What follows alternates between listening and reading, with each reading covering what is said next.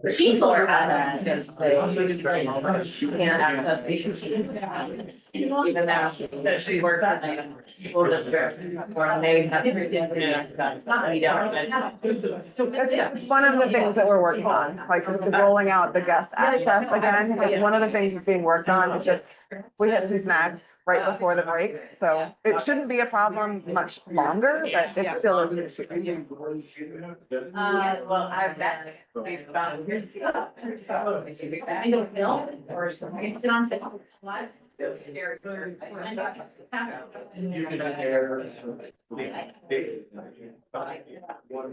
Yeah. It's down to how much do, but I don't think so. Yeah, thank you. Roger, yeah, are you at least I'm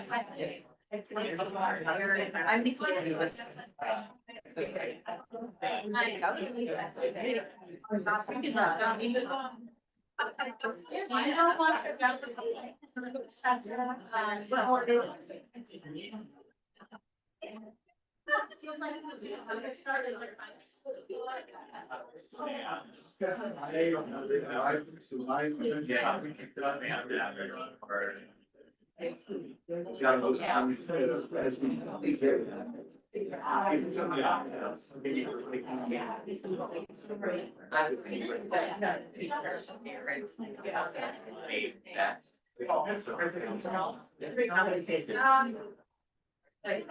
So those are. Some of what I need to. About it, so it's. That's.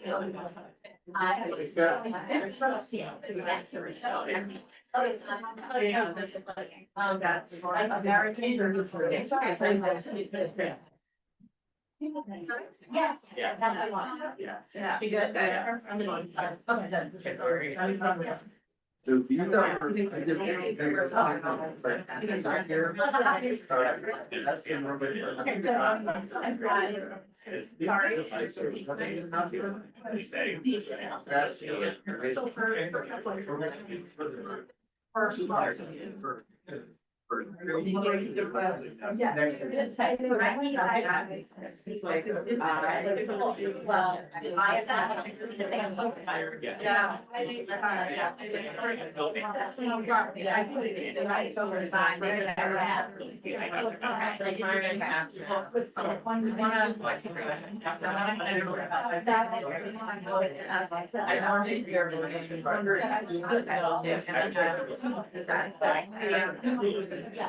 Saying like we're gonna act. As long as you're. I don't hear you back. You had like.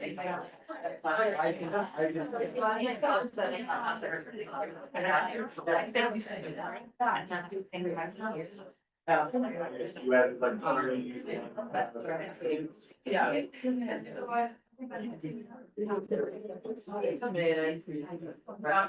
Hair, wine, but yeah, but I think what, here's the thing, it's probably constant. Yeah. You're here today. Yeah. You know, here's some discuss, we have seen really feedback. There's somebody today, and then. Yeah, I think, yeah, great, yeah. Yes. Yeah, thank you. Thank you, yeah. Well, no, the words. I thought, yeah. It's good, yeah.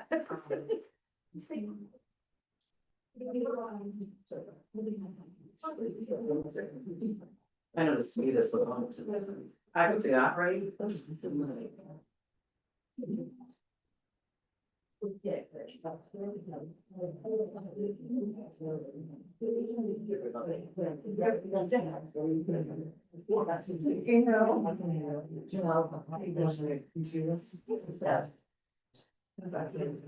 That's just not right, and then the first to those girls, he's not in this. Yeah. Oh, my God. Thanks for sending. Oh,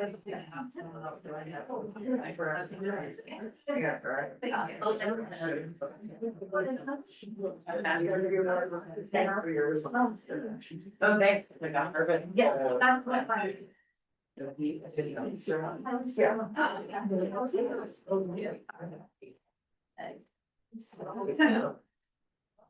Okay, yeah, okay. Yeah. No, Gary. It's on its way, yeah, for folks that are waiting, we will get started as soon as our chair arrives. That's not me. It's entirely possible that he is now looking for a parking space with the additional turnout that we've got tonight. You guys took a teacher's spot, so I hope that's okay. But yeah, we'll get going here in just a second. And Neil, I would say that I'm on my way and will likely be there in person in about 15 minutes. Okay, thank you, Michael. Hey, everybody. It's like a party.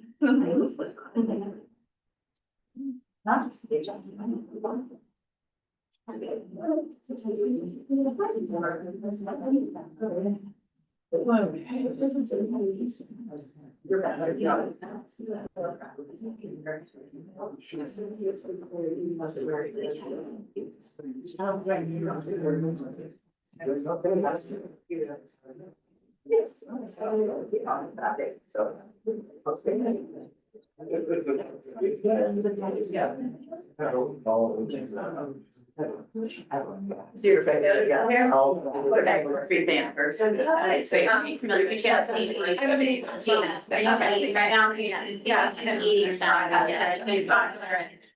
But I was about. Okay, that's not good. Because. Yeah, definitely.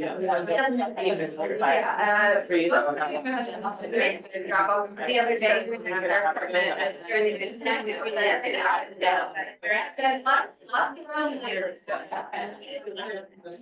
Yeah. More so. They're in the end. Yeah. Yeah. Yeah, they have a younger brother, right? So, yeah. Do you live in Facebook? Yeah. Yeah. Yeah. I don't know what you guys do, it's just nice work today. I like,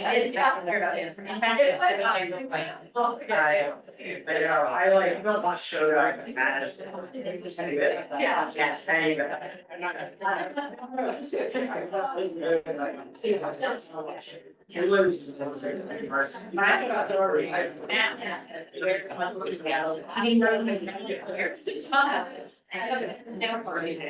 Yeah, it worked down, one car now temporarily, so we're all like, in the car, my son,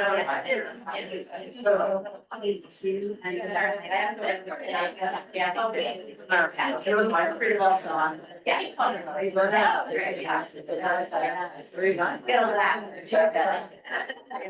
Which is progress. I like progress. Yeah. Yeah.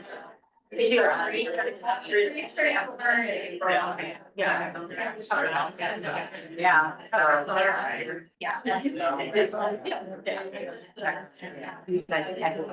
get my email back? So yes, okay.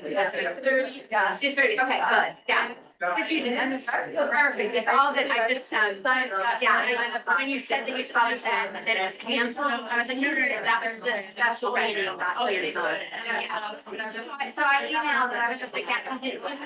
What was confusing is the website, it didn't show this meeting on the first page, it just said. Yeah. Sorry, that's actually that. I got space and then they thought tonight's meeting. And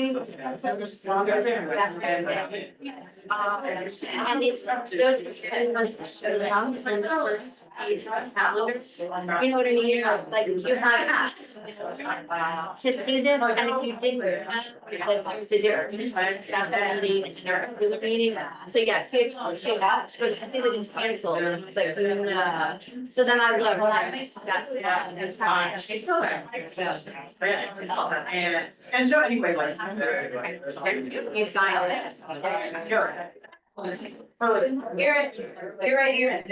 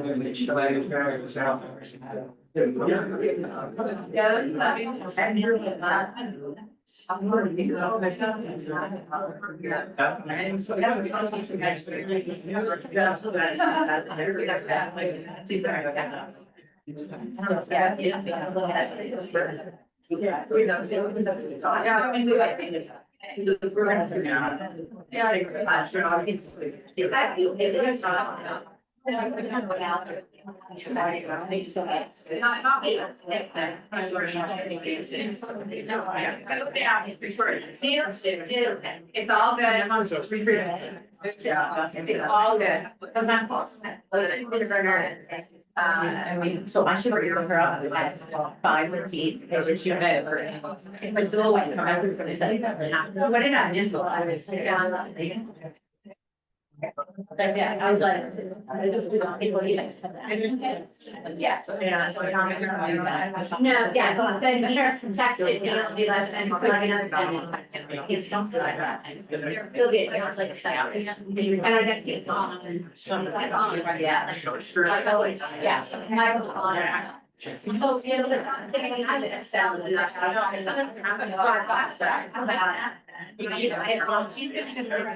I worry about that seems to having did not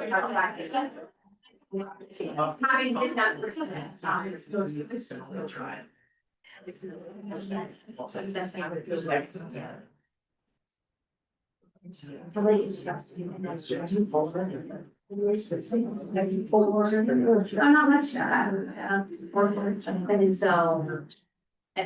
But it's not that. It's not.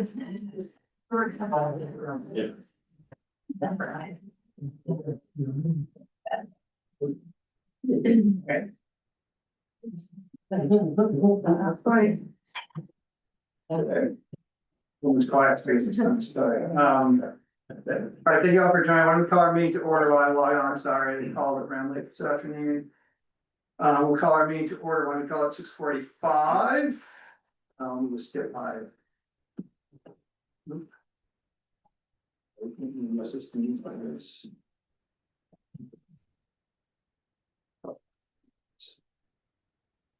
Very good. Okay, we have agenda review. We have 2 items to add to the agenda. We have the ELA program to add the approval and adoption, and then we also have the support staff agreement Right. to add. We'll add those both to the agenda.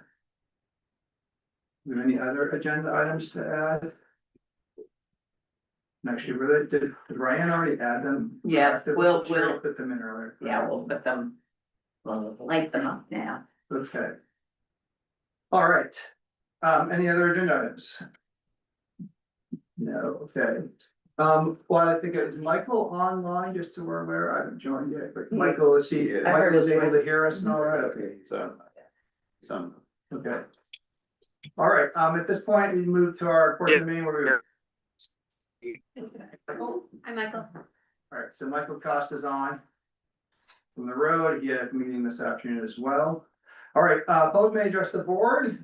In our area here, we have our participation rules as far as that goes. I would just like to remind everyone, we will give you 3 minutes for your comments. I think given the size of the people here tonight, my guess is that people are concerned about the budget. and in particular pre-K and maybe the art program and some other areas. I will tell you, I'm not sure if you guys were looking at the budget meeting that we had last night.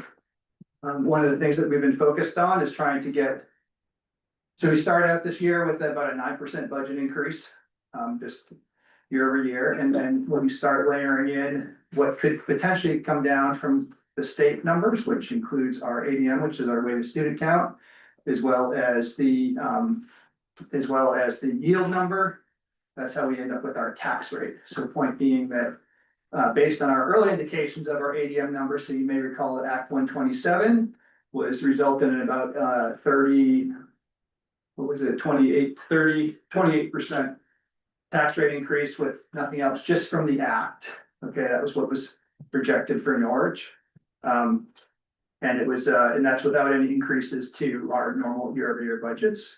And then as a result, also, we are starting to also now, we're in the third year. So as to make it easier for Norwich to stomach that over a period of time, they gave us 5 years and they're giving us declining discounts. So those discounts are also going down. So because of the ADM count that we were given by the state, as well as that reduction in the discount, it was looking like our tax rate could be well above 9%. And I think those of us as board members are pretty certain that after 2 years ago, we got a 17% tax rate increase. And the last year was a similar one, although a little bit convoluted because of the reassessment, that probably the townspeople weren't up for another double-digit tax rate increase again. So we were asking the administration to give us some options about things that we might be able to do. As most of you have heard from that when both Jay Adams and myself testified in front of the legislature a few years ago on this Act 127, one of our primary concerns was that at some point things are going to get, pretty bad for the town of Norwich, and it's going to come down on Marion Cross because we can't make cuts based on our votes. And we can implore the folks in Hanover to make cuts, but they're not going to make cuts just because of folks in Norwich probably. Although we can vote down their budgets too. But anyways, all that to be said, if you were looking at the meeting last night, the good news is that Teresa and the team have been working overtime. It looks like the ADM count, and it's true, right? Okay. Yes. So it looks like the ADM count is actually going to be higher. Some of that's because of an increase in some our poverty levels, I guess you'd call it. So basically the ADM count, even though we might have 600 kids in our student, the ADM count's actually about 860. 34, sorry. It was 816, it went up to 834. So as I'm saying is that's because it has all sorts of weights, of which pre-K is actually a lesser weight, and kids at the middle school and high school get counted more than one head. I like to think about it, elementary kids are basically flat. But anyways, because Teresa did a lot of work, really nailed down that ADM count. The ADM count, the state had, it was too low. We think we've got it all finalized now. Because of that, the tax rate looks like we might actually be able to have a higher budget and a lower tax rate. I think, Neil, is that correct? Yeah. We think that that's where it's coming out. All that being said, it was, we've asked the administration to come up with a number of options, of which they did, trying to figure out what might be the best for our entire student body. As of last night, the pre-K and the art program are not going to be, we're not talking about those anymore because of the feedback that we received, as well as the impact of all of these state numbers on our tax rate. What it might look like, we're hoping, is that we'll have possibly a little bit of a higher budget increase than what we should have, frankly, but will result in a lower tax rate. Again, unfortunately, these things are, I see people kind of crunching their eyes. And again, I'll open this up to general public. Before we got this, I just want to make sure that a lot of people talking about the same thing tonight, when it's actually something we might not even be considering anymore. What happens is you add Norwich, you add Dresden, you divide it by your, I guess you get my spreadsheet out here, but you divide it by your ADM count. That is basically your spending per pupil. Divide that by yield, which you get from the state. Then you divide that by your CLA, and that's your count. So that's why the budget is here, your tax rate is here. depending on when you're dividing those numbers by the CLA, the yield, the ADM count, the yield and your CSA, you can get a tax rate increase that's a lot different than your budget increases or decreases. Never mind the fact that the state of Vermont opted to spend about, not basically, they bought down the tax rate last year with, I think, $118 million of available funds, which meant that that's no longer available this year. So anyways, as background, long story short, right now, the pre-K and the art is not in the considerations right now. We're still looking at some other things, just because there is a point at which I think, we're looking at making sure that the budget and that the townspeople are, able to have a sustainable budget here. It's painful. None of us like to be here in this position. And again, if you replay the tape, a lot of us on the board level get very emotional and spent a lot of time at the state making the case for the town in March. So with that said, public may address the board. Feel free to stand up, your name, where you live, and again, if you could keep it to about 3 minutes, that would be awesome. So I'm Yannick Oni. I'm the technology integrationist here at MCS. My greatest moment was when a couple of years ago, I was out there doing recess duty and a student who was second grader said to another student, "Do you know who Ruth Bader Ginsburg is?" And it just blew my mind because it told this other student in extreme detail who she was and Supreme Court Justice and one of the first women. And I went home and I said to my husband, how lucky am I to teach here at MCS where we have students like this who I can teach, and it comes from the parents. And it was just a great, wonderful moment where I said, I love this school. I'm here because I would like to ask the board if they would maintain my 2-day-a-week teaching position here. It's been cut for next year's budget. And I know our principal values this position as well, because his original budget this school year included an increase in my position to 4 days a week. But in respect of keeping the budget manageable for everyone in the town, I'm only asking that it just remain at the current 2 days a week. So we've never had as many digital devices before in this school.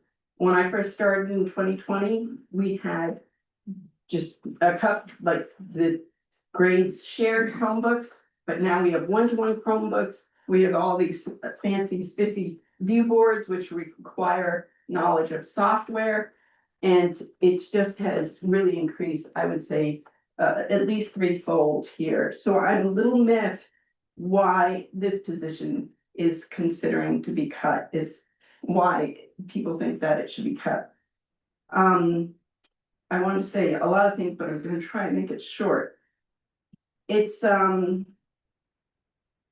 I'm here because we've never had as many digital devices. We're facing aggressive vendors looking to mine student data and spammers attempting to attack our systems through teacher accounts. To cut this position now at the absolute peak of our digital dependency leaves our teachers without a guide and our students' safety really at risk. So one of the things I do, and it's very behind the scenes, some of the work I do is making sure that your students' digital data isn't going to be used by vendors. And that means vetting apps and making sure they don't collect all that information. And it's something that specifically I can do because I am certified as the technology integrationist. It's not something another teacher in the building wants to take on. It's not something the tech support specialist does. He fixes the computers. He doesn't end up doing that kind of nitty-gritty work, and he also doesn't obviously look into the curriculum. I work with the other tech integrationists at the other schools. All the other schools here in the district have both a tech integrationist and a tech support specialist, the person who fixes the computer, right? They're 5 days a week. I'm only here 2 days a week. We are already operating at a deficiency with our tech here. And I think if I were a parent here, I would definitely question why the district is obviously favoring the other schools over my school. I just wanted to explain that. Thank you so much for that. I don't want to interrupt, but I think, you have another, I hate to be like the mean guy, but do you have? Any, sorry, your paper, did you have a couple other points? I did. And I asked Lisa if I could have 5 minutes, so maybe I can. But I referred you to Garrett. Oh, and Gary. Keep going, I'm not gonna be anyone here, I'm just talking. The email, so, yeah, I trying to obviously look at this and make sure I can condense it as much as possible, but like I said, to cut this position, a part-time role with no benefits, because I work 2 days a week, I don't get any benefits, is a negligible budget savings that results in a massive loss, I think, of protection, representation, and inspiration for our students.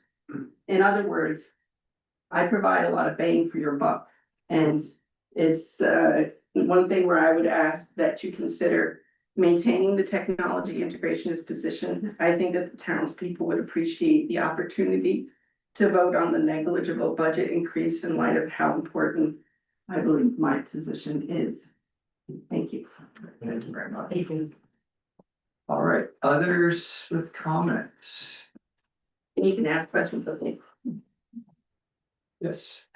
I sort I mean, of, feel free to talk with the pre-K, I don't need to like cut this off if it's not I pre-K, do, but if people have like comments, I mean, feel free, because again, we don't know where this is going with the state, so.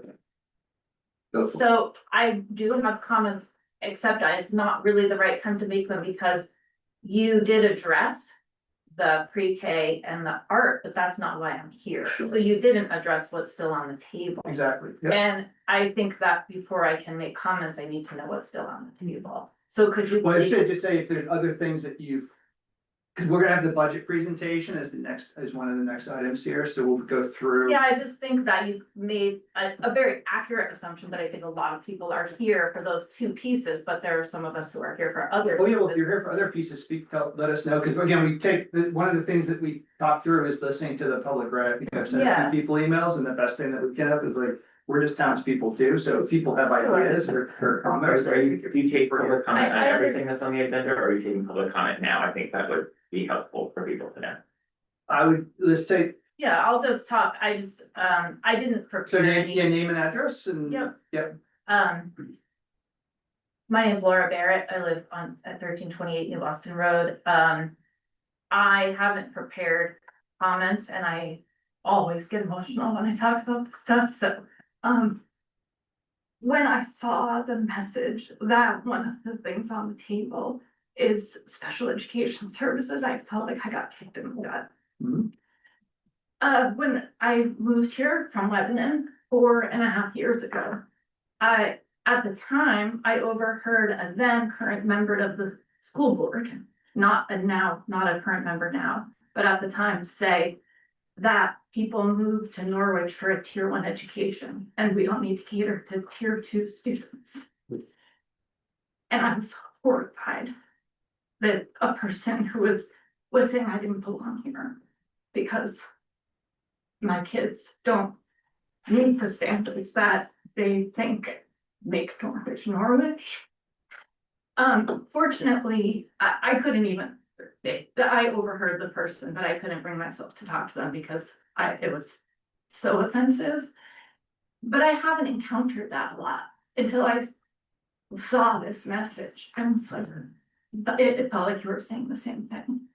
You're gonna not meet the needs of the students that are in this school who need more than what the stereotype you might have of a Norwich kid is, you know? And I think probably most of the teachers and staff here know that that stereotype is largely inaccurate. And at the same time, we're a very highly resourced community. So there is some accuracy to it that a lot of the kids here have a lot of privilege and have a lot of opportunity, but not all of them do. And many of them need additional supports. And there are ways to get supports through IEPs, right? One of my children is on an IEP, but it's not easy to get an IEP. And so talking about cutting a math specialist position is that kind of role is what has made my kids able to succeed. And so I don't really want to talk about pre-K because children also need early childhood education. But the fact that you're like, don't worry, we're not cutting pre-K, but you don't mention special education is pretty shocking to me. And again, the reason I'm emotional is it brings to mind that same feeling I had when that board member basically said that my kids shouldn't be at the school. So, Well, thank you very much. yeah, I think you. But what we'll do too is, like I said, when we're going through the budget, one of the things that's a little bit complicated, frankly, is some of the movement around, because we do have a reduction in one of the sections, and therefore there's some movement around as far as the FTEs and whatnot. So that's one thing also that the board's trying to get its arms around as well as we're moving through this, so. And I will say, if you're listening to if you're watching last night's budget meeting, that was also a little complicated because some of the cuts that we were talking about was comparative, as Neil pointed out, to the initial budget, which was actually not a cut to our status quo budget, if that makes sense. So it was actually an increase that we had originally proposed, then we cut back, which actually was your point, but just be aware of that. Okay, any other, go for it. I'm just gonna read my comments. Yep, name it, My name is Roger Arnold, I live in Norwich. Publicly funded pre-K has provided numerous academic benefits to my child, Booker, but irrefutably has provided the essential ancillary benefit of childcare. It should not go unremarked that full-time pre-K at MCS provides central childcare support to families. It provides social and personal enrichment, and that has value. You and the Norwich community should understand that kids are kept secure and comfortable when parents are able to work. Publicly funded pre-K ensures children under 5 have a free, safe, warm place for working parents to send their children. So-called modest charge of $6,000 in tuition is 83% of my family's grocery bill for the year and nearly 10% of my annual salary. A noble purpose of funding pre-K through our tax dollars is to give parents of all backgrounds the opportunity to work during the day without spending all their earnings on childcare. The wealthiest community in Vermont must lead and fund pre-K in ways that are universal, accessible, and affordable, and anything else is a market solution, a coupon service, and a loss. In November, public board meeting minutes asked about the possibility of expanding the program to a third section in order to positively meet the demand and seek stabilization for kindergarten enrollment. A month later, public conversation had shifted towards reduction. And indeed, sounds like more traffic was happening last night. It is clear that you operate not with the full financial knowledge and a fixed understanding of educational weights to make this decision or this choice. And I guarantee we will see an increase to our taxes regardless of your decision. This budget consideration of cutting or charging money for pre-K should not be characterized as a financial decision and is unaccountable to direct our outrage to Republican power players on the state level. This decision, in my mind, is a social and political decision, and is a political decision that does not live up to my values. I feel embarrassment, anger, and disappointment to be fed wonkish answers as if each of you were some world-class regulators instead of advocates for our children. Hold the line and let Norwich finance pre-K. Great, thank you. For clarification, I actually interested in other agenda items, such as the calendar and the cell phone policy, so I presume I should wait until those agenda items came up before making my comment. Yeah, why don't we? That's probably fine. You know, I'm always like with public comments, what do you? Yeah, but policy provides for both. So we That's take the thing. public comment at the beginning of the meeting, and then we also will take them for individual agenda items. Right, so you can do either or. I'll table it until we get to this then. But I feel more relevant. All right. Can I ask a point of clarification though? Is pre-K available to all families that want it in town? No. It's not, right, so it's a subset of families, Yes. okay. But everybody else has to find a market rate solution for it, correct? Yeah, my family had to find a market rate solution. Right, just wanna make sure I understand that. That was my understanding, but I just wanted to clarify. Thank you. Yes, My name is Carla. I live in Douglas Lane. I have a pre-K student and my middle daughter was the first pre-K class in Mary Cross. I just wanted to clarify for the gentleman that I wanna understand, are you saying that pre-K is childcare? I'm saying provides an important ancillary benefit of childcare, but I think you should address the point. No, I'm actually asking what you just The said. quote I took down was central childcare support. It provides an important Because self I support. don't think that's true for like the program. The pre-K program is an educational program. Yes. And it's very different from childcare. And I just wanted to make sure that everyone knows that, everyone who knows Chesley and Shannon knows that that's a very serious program. And the kids that come out of there come way, better prepared for kindergarten than the average kid, and that's very Yes. valuable. It's Or not just. absolutely. I I just agree. wanna make sure that that's clear. Yes. Cause the teachers aren't here. Yes, no, you To should. defend themselves. I hope people speak about the academic benefits of our program. I'm just very focusing Yeah. on what was said. Good, any other comments? Yes. On to M's, 128 Turnpike, I just, want to get on the record, I sent a message after the last meeting.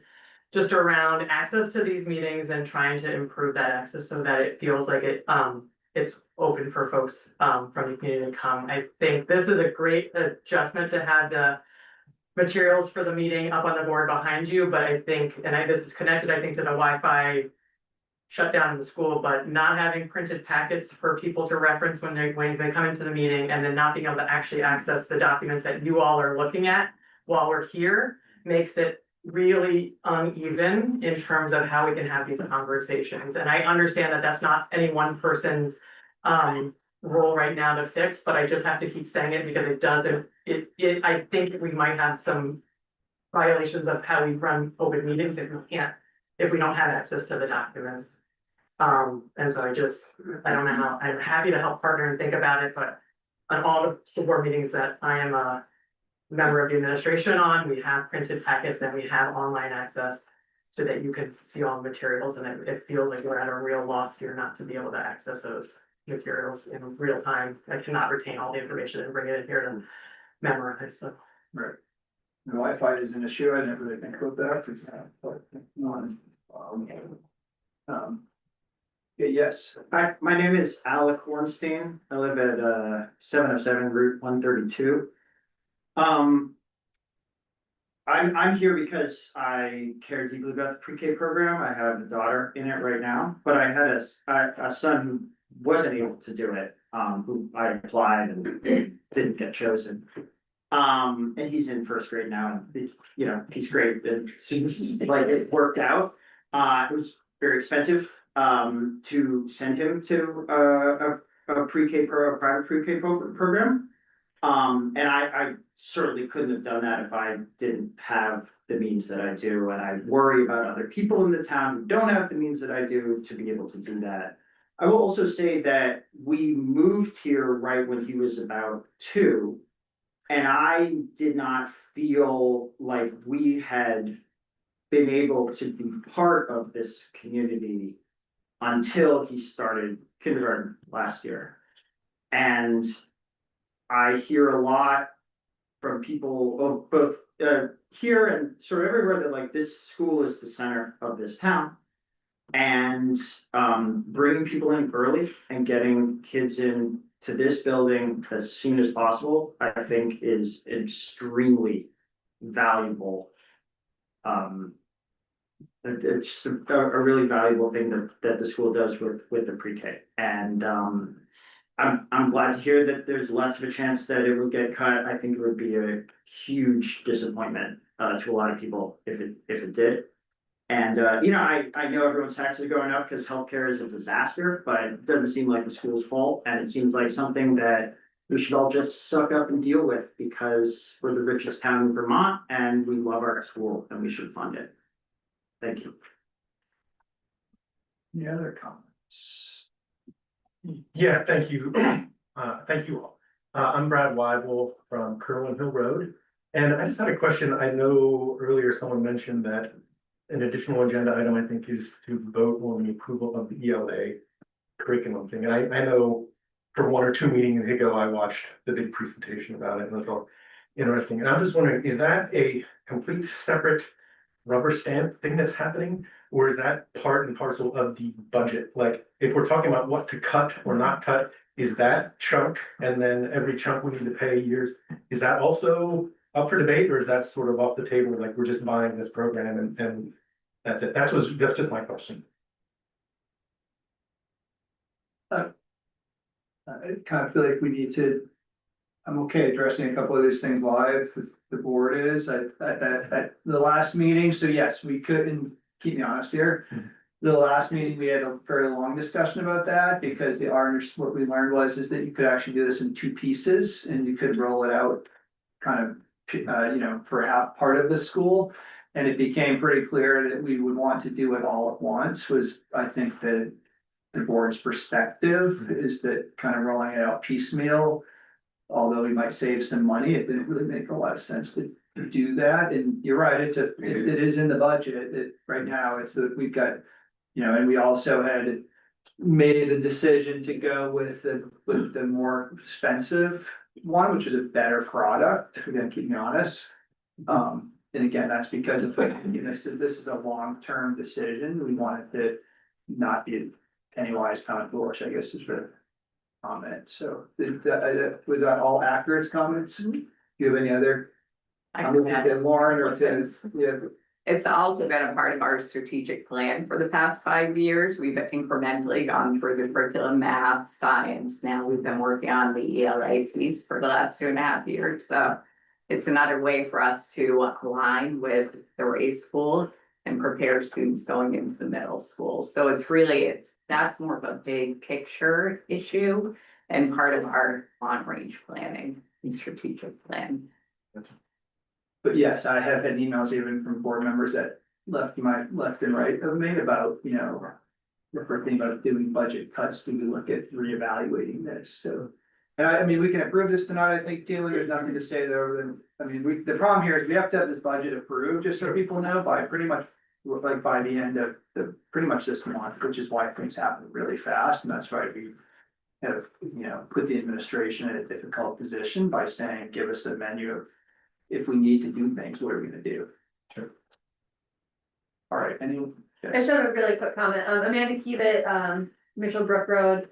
On the pre-K subjects, just wanted to publicly comment that it is one of the proudest things I am of this town is that we have this pre-K program and that my daughter can attend a free public pre-K program with other kids from our town. I wish it were available to every single student who had wanted to do it. We were 10th on the wait list and somehow snuck in this year, like the day before orientation. So we felt, I went through my things that happened last year just this morning, and that was the best moment of my whole year, was getting that golden ticket, it felt like. And compared to every other parent friend I have in the Upper Valley from different towns, no one else can say that their town provides this sort of program. So I feel also just wanted to say, I understand it's a privilege that the town provides this for us. It's not a given, but I think we're setting a very good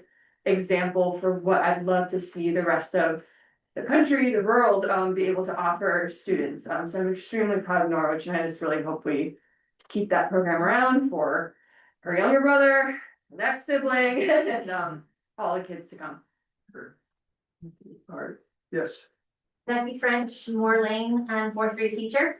So I just want to speak in support of two things that have been proposed to be cut from the budget. One is to support what Nikki was talking about with the tech support.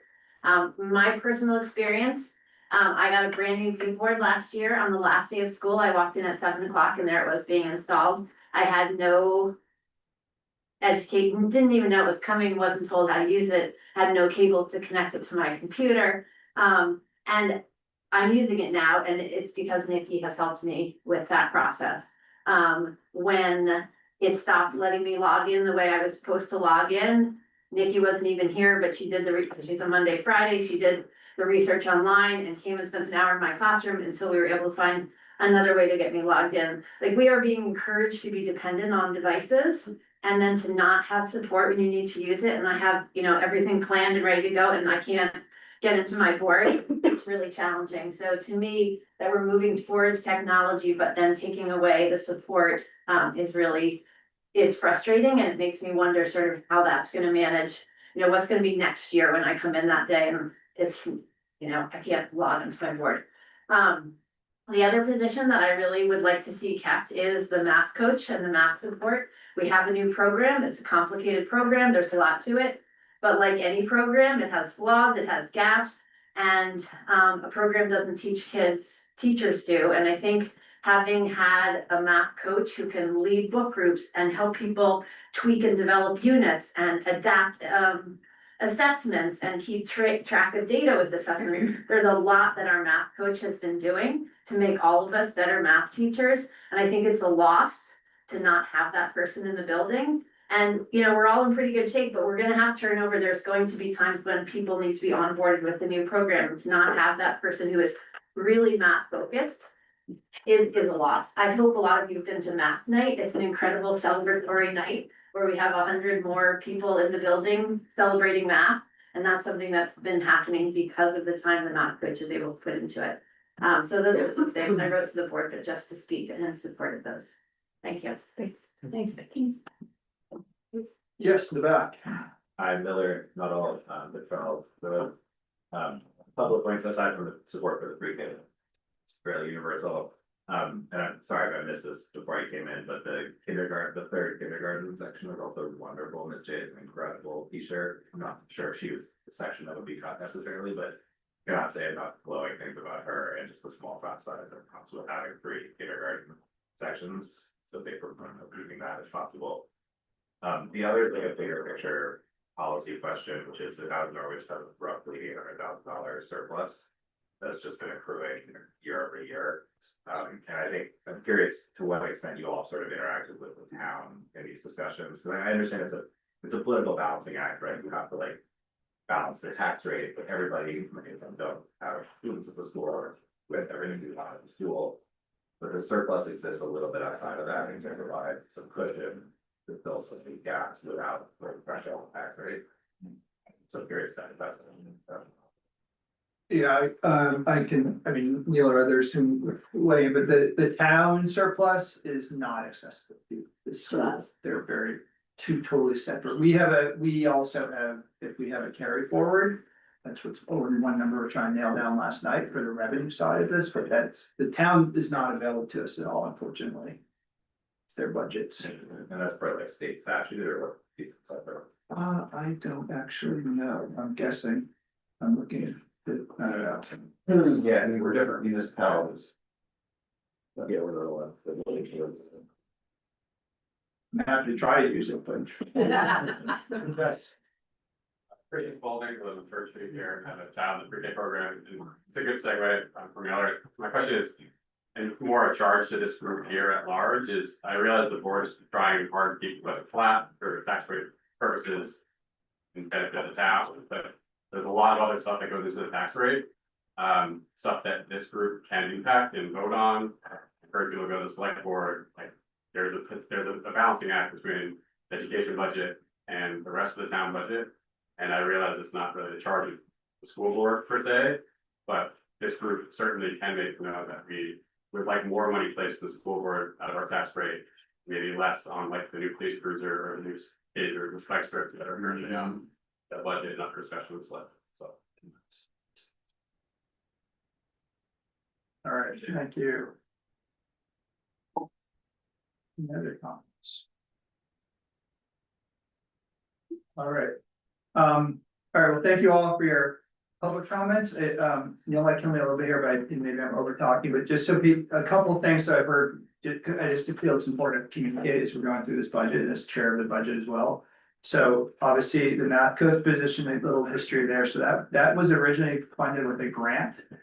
And those of us that were on the board at the time were like, well, if we fund this with a grant this year, it becomes a public position next year and it's going to be part of the budget. We all decided to, let's just go for it. So Sean was very supportive of that and said, let's push forward with that. So that was the history of that. And I think, so that was something that was a try by for a year, and it's been obviously working very well.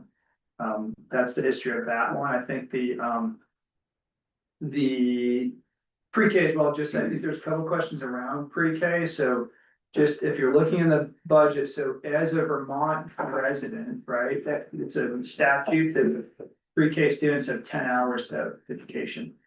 And a number of years ago, those of us here, as well as some of our former board members, made a decision to offer full day pre-K, not just 10 hours. So everyone as a resident, I believe, gets that money for 10 hours of pre-K that you can take wherever you go. The decision was made to, let's put that into our budget, and we actually get that money from the state, and then we can offer full day pre-K. So that's one of the things, as we're cutting pre-K, we also lose that revenue because we actually are now giving that. We're not giving that to the school, we're giving that back to the residents, right? So that's kind of that's kind of how pre-K came to be here. And again, also keep in mind that Hanover has no pre-K. They're actually deciding whether they want to offer it. And that was also why we were evaluating, because I saw some comments and emails on even whether we would charge a small stipend or just to offset it to at least try to separate the users and, you know, with regards to all the other residents in town that aren't part of the school system as well, they're still paying these tax rates. Sorry, that's kind of history on that front there. Why don't we move into our regular meeting? If there are no other public comments, is there anyone on the audience? I'm sorry. We have, and attendees online. I guess if anybody online would like to speak, just raise your hand and we can move you over to a speaking position. No one there. They're all raised hands. And I would encourage, I mean, if people want, obviously, you know, hopefully you're gonna stick around if you want to listen to some of the budget discussion, and that's one of the first items on the agenda. So, okay. If there's no other public, why don't we go on to our reports, PTO report, do you? PTO report tonight? Very brief, I'll Go. So my name is Mara Child, Turnpike Road, I'm the PTO co-chair. I will not go through the events or things that are coming up, because it's on the PTO newsletter, so I can forward that to the board. I will give an update that I've been speaking about for the past couple of meetings about us establishing our nonprofit. Not being part of the Norwich school district anymore, so we would have autonomy to be able to fundraise with one of the major families. So we have draft articles of incorporation that will hopefully be approved by the executive committee of PTO and submitted to the state next week. So then, congratulations. Apparently it's been a 5-year, it has. That's why I'm saying congratulations. But we have a PTO meeting on Friday, and I would encourage people to attend because, you know, Sean, if he can come and just continue to answer questions, but also potentially people say, well, what are we fundraising for with the PTO? And this might be an opportunity if, for example, assembly budgets are being cut or field trip budgets are being cut, that next year having or fiduciary independence so that we could be raising money in an easier way to then potentially offset some of those budget cuts as it relates to student programming. More on the enrichment side and the social emotion learning piece. So. Any questions? Thank you. Thank you. All right. Okay, I'm sorry, I'm quickly flipping through the budget information. Okay, so we'll go on to our business requiring action. First item is our reading of the policy. Gosh, I'm sorry, I didn't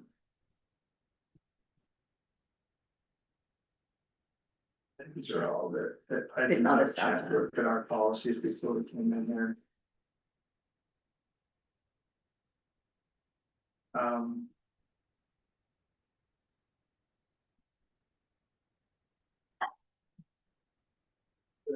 These are all the new. These are all the fire new policies by the state. Yeah. Right. That have to be enacted for next school year. Right, and we've been discussing these at the Dresden level, so this is our first read of these, right? Because do we have any discussion on these policies? Are we doing JICJ first? Or did you want to pick one? Which of the policies shall we? B8 or You know, JICJ? in order the electronic communication between employees and students.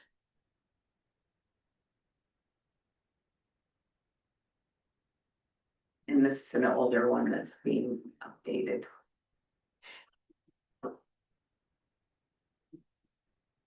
You know, So the only question I have on that one is, so under 2A in definitions, I'm not sure why we struck computer mediated. I see that we added tablet and phone.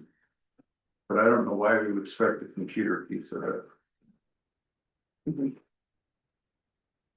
not sure what that got struck. Maybe, I think it might have been struck in the new updated version that we were sent. But I'll check on that one. I don't remember that. I do, strike. Right.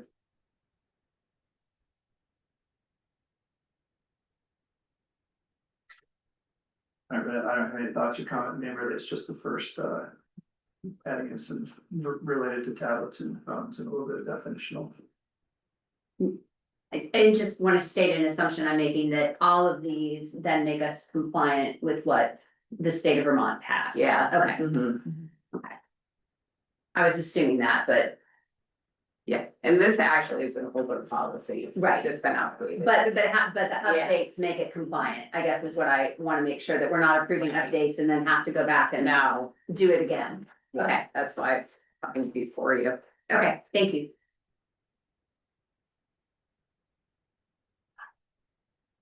Okay, the cell phone contract. And I apologize, I'm technically, I think, the Norwich policy person, I wasn't really looking to get into these tonight, me too. Do we know? And this would just be the cell phone devices, the contract piece of it. So we have students sign these that are in Vermont? It would be, yeah, basically parent guardians, student signatures. Even like a 10-year-old? I mean, that's cool. Yeah. That we have done an agency there. And it's probably not going to, what we've been finding on the other side of the river is it is not as big an issue with the elementary schools. There are very few students that have cell phones. We were looking at the, the survey results today, and for Norwich, it's extremely low. Yeah, of students that even have cell phones. Sean, do people sign this here? I'm a little confused, like. We've been so focused on the no cell phone policy on the other side of the river with the middle school and high school with the policy committee, I wasn't really. To be completely honest, cell phone use in our building is. I was gonna say. Pretty hard anyway. How did they could get through the system and use one? They've done well. We don't. They become our tech, they should. Yeah. Tech support. They can help you. I need an intern. Exactly.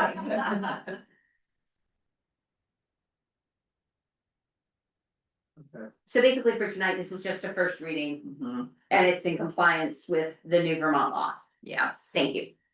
There's the, Yeah. town member Yeah, had a comment on this particular part. Okay, hi, I'm Jocelyn Meyer, 27 Cleaver Meadow Road, Norwich. So I guess I wanna express appreciation that these policies are actually being brought to Norwich. I think, while I appreciate that cell phones are not usable in the building currently, that could change over time. And it actually does change, I think, a little bit based on what network you have, what provider you're on. And I think the purpose of a policy is, not only for now, but for the future. And if we're gonna implement this policy, let's do it right. And so I will say that I did read and I have a very small print of this copy in my hands of the cell phone device contract. And I think there are clauses in it that are in direct contradiction to other policies that were to the that one. Whatever that one is. So there's two, there's the contract and then there's the other one. And I think The use of. the use of, so I think, I felt like overall the use of cell phones was really great, it's strong. And I think applicable to this community. The contract is, to me, has clauses that are directly in contradiction to the use of document and is not applicable to this community, both now, but also in my mind in the future, because there are clauses in the contract. Clause 2 that talks about the use during school hours. And I personally don't think at the elementary level, there should ever be a reason to use personal device, like to use cell phones at the elementary level during school hours for instructional purposes. So I would like to recommend to the board that as you do look at this contract, that clause number 2 be struck from the contract. And I think there's also for clause 3 on privacy and respect. There's a lot more that I think should go into that, and it should be, the language should be more uniform and more direct. And if this policy is being looked at it across the river, I hope that, and I will come to the RMS meeting to discuss this as well, because I have a student there, but I hope that it is being looked at with greater detail, because the wording is really kind of sloppy. Can I comment on that? Yes. We have a different policy for RMS in the high school, which has already been passed and Great. implemented. And we do not have a contract that's associated with it, just so you know. Great, thank you. There are different This is requirements with Got two states, so. Got it. So I guess my final word on this would just be that, like, if we are gonna go through this process, let's make it as solid as we can and make it applicable to this community. And I think really the answer, personally, I feel very strongly that cell phone use should not be allowed at this level. And so, and that is certainly what the use of implies. Like comment I would make, if that's okay, is that for kids who have 504 plans and Yeah. IEPs, sometimes it is appropriate for them to be able to use a device if they have.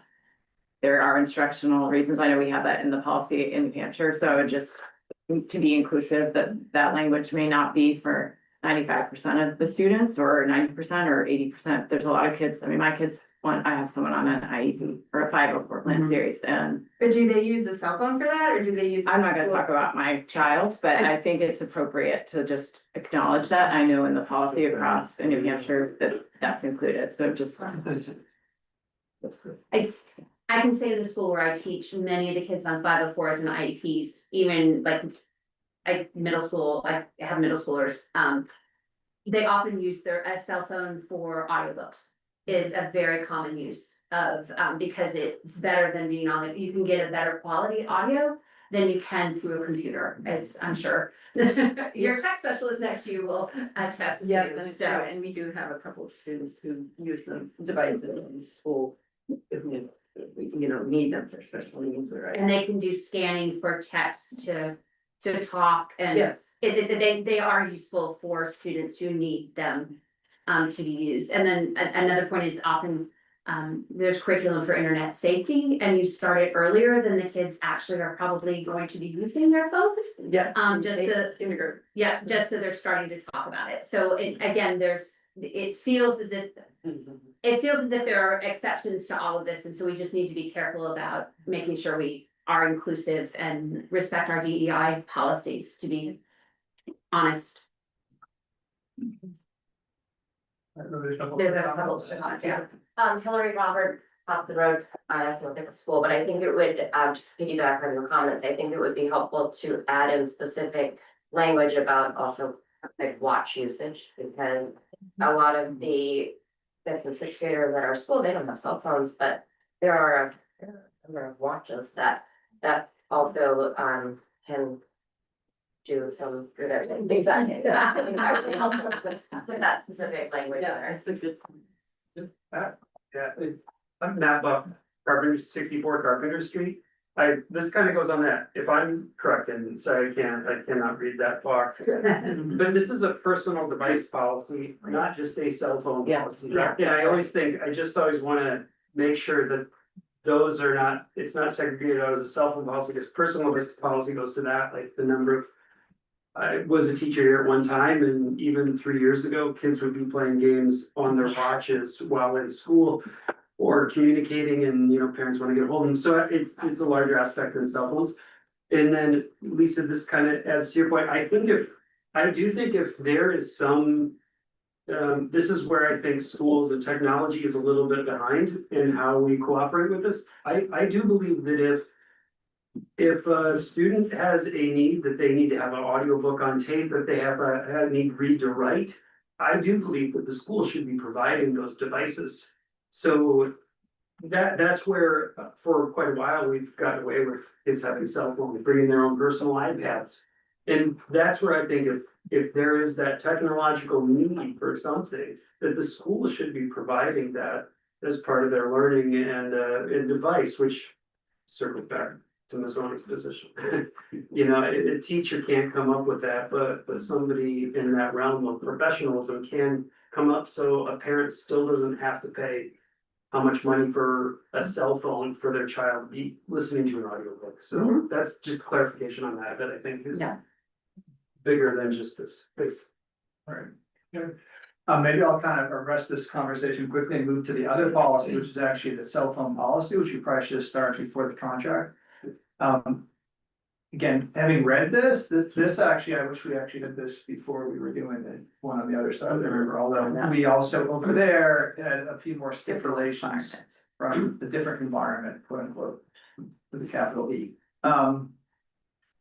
So I think this is actually, having read it personally, it does seem to be, I think, what we were talking about over there in coming to our conclusion that ultimately it is a bell-to-bell prohibition. It does talk about some circumstances for use, and it does have the ability for communication of parents and guardians during the day as far as how people can get in touch with their kids by going through main office, because that was one of the big issues on the other side of the river as we were developing. That was a big concern as far as a lot of pushback from people. For those of you that have high school students, as Robin did say, I think it has gone fairly smoothly. As much as everyone panics about not having their phones, once it's been taken away, everyone seems to be going very well. Does anybody have any comments or question on the policy here? I think what I've heard then, I think, is we probably need to, I would rather focus on comments here, because this actually is the policy, and then we can, I think fixing the contract would be a little bit easier. Yeah, I think so too.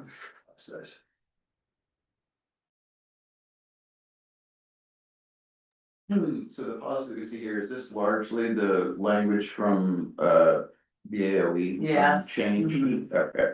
Yeah, just for clarification for folks, that school districts are required for the 26-27 school year Yes. to have this policy in place, and it needs to be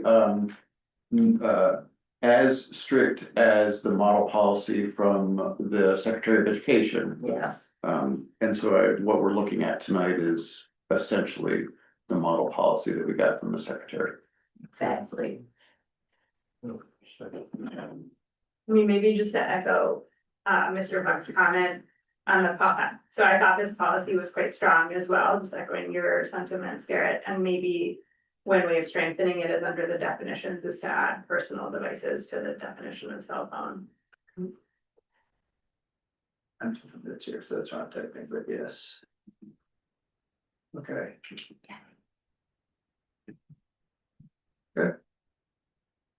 And that is somewhat covered in number 2. Yeah. Which was similar, it's similar to the discussions that we had around the New Hampshire policy. We don't issue Chromebooks to every student in that across, do we? That's not like. That's correct, right? We do have. They don't take them home. They don't take them home, it's not like the high school, because the high school actually, so those kids there have been encouraged to, if you need to communicate with them, send them an email. Right, Matt, I believe, like, if there's something like important, or if the kids need to check, like, that something gets changed for a practice or something, they can, I believe. Go old school and go on their Chromebook and they can check email, that is allowed. Yes, they can use their school. But obviously, it's a little bit much for here to have the Chromebook. Yeah. It's not fair to students who don't have Chromebooks at home or any device to be able to say, go check their internet at home, check your email. I'm sorry, I was asking the kids here at even the upper grades will issue Chromebooks, but they're not. No, we have enough. for Yeah, everyone. for They can use them while they're here, but they're not issued a Chromebook. Okay. Good. That makes it even easier. Any other comments on this policy? Any comments from the public on this policy? No. This one is a second reading, so I get your agenda. We are approving this policy. Yes. Tonight. This one is what we, this is the student teacher internships. Any other comments on this one? I know we talked about this one briefly at our last meeting.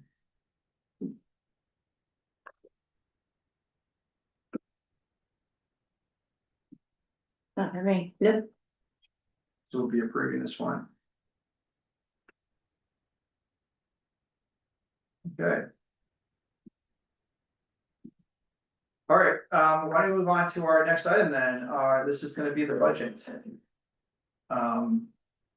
Again, as a quick background, this is now, I think, our third meeting, but now we're really getting into the nitty gritty details of the budget. We will probably, well, I know we're gonna have to have a special, at least one special meeting, Neil, do you agree to?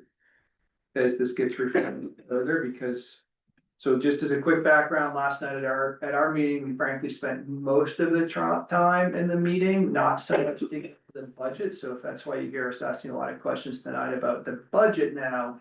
Last night's meeting was really spent an hour plus going over the other inputs, so it was really our revenues, and as I said, the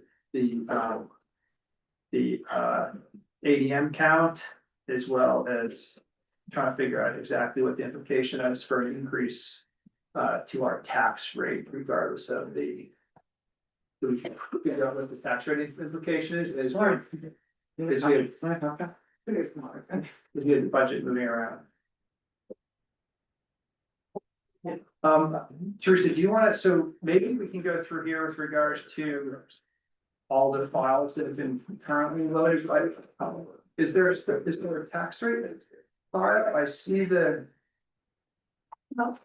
There's a little spoof with, trying to get that. This afternoon, trying to get that back uploaded again. I have the document and I can load it. That was just to help, I was able, so I took your revenue numbers and everything like that, and I plugged them in, so I have a projected tax rate for the budget that is in the packet this evening, and the assumption on the address and assessment. Is there a way to raise this higher? No, okay. I'm trying, guys. I'm gonna move it closer this way, would that help? Also, then I apologize, there are a lot of documents, so. I'm doing my best to keep them. Oh, it's here. Just take the right, take this one down. There's not another one. Yeah, and they're numbered. Yeah, I know, Teresa had some difficulty. Numbered them in the order. She gave me the right numbers, I plugged them in. So I was up. Should start. Are you gonna do it? Know kind of what the current Yeah. budget is? You want to- we can start with that. All right. So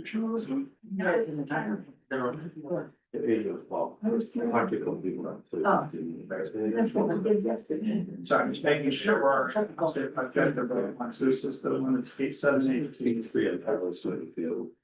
I mean, Teresa, do you want to just go through quickly, maybe set the table with regards to this, and then maybe do we want to just quickly go through? Just Quick FTE, and I numbered each of them in this Okay. progression order. Sort of, Okay. Yeah, so the enrollment, I mean, this is the same one that we've been showing since November. It hasn't, the numbers haven't changed or anything. In this calculation's based on two different concepts of one being like behind the scenes, almost a 15-year average that's running behind the scenes, and then of course the 5-year that we're kind of displaying. And so based on the movement of the students from one grade moving to the next level, and on the average, are we losing students when they move to the next level, or are we gaining students? And so that's what those factors with the plus ones, or the +3, +1, things like that. So when they're moving and progressing along, and that's how it is. And so based on what we projected for this particular school year, FY twenty-six. You can see the numbers 292 when we did our budgeting this last year. The actual student count October 1st of 2025 was one number off, 291 students enrolled. And that's what our state average is. State of Vermont has that as our state average also. What we're projecting at this point for next particular school year is 284 students.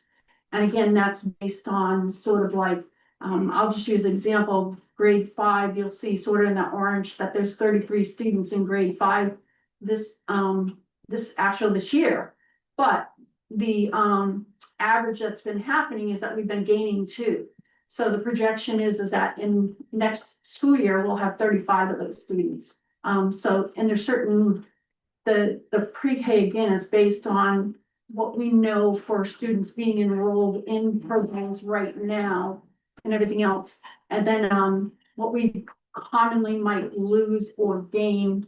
But that one's really hard to predict because you may have preschoolers that preschool age students who are not in preschool at all. They don't know about them until they get to kindergarten.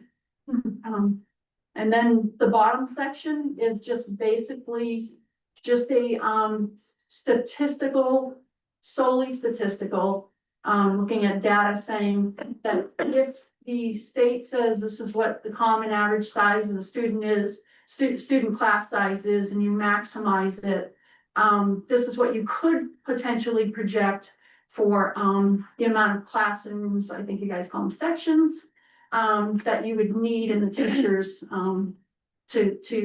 for those particular sections. And the first column absolutely showed what it is for FY 26 this year. So this is what it is today. Just so I understand this one, and this is With what. 284 students projected next year. Right, but these are exact sections today, and these are this is what we're projecting for sections next year. Correct, if we maximize the state's potential class size. I just wanna make sure that we're like, this is, so usually Or I'm saying that wrong, that's the middle one, the one with yellow is the projection, and the one on the far is the hypothetical. what's in the budget? No, the one in the middle should be the one that's in the budget, and then the one on the right hand side is the one where if we maximize the class size based on what the state says. You know, take the class. I'm saying that backwards, right? Sorry. I am saying that backwards. Because class size are, you see where grade 4 says 45 students? Right. And you could potentially put 24 to 25 kids in that classroom. Is it ideal? No.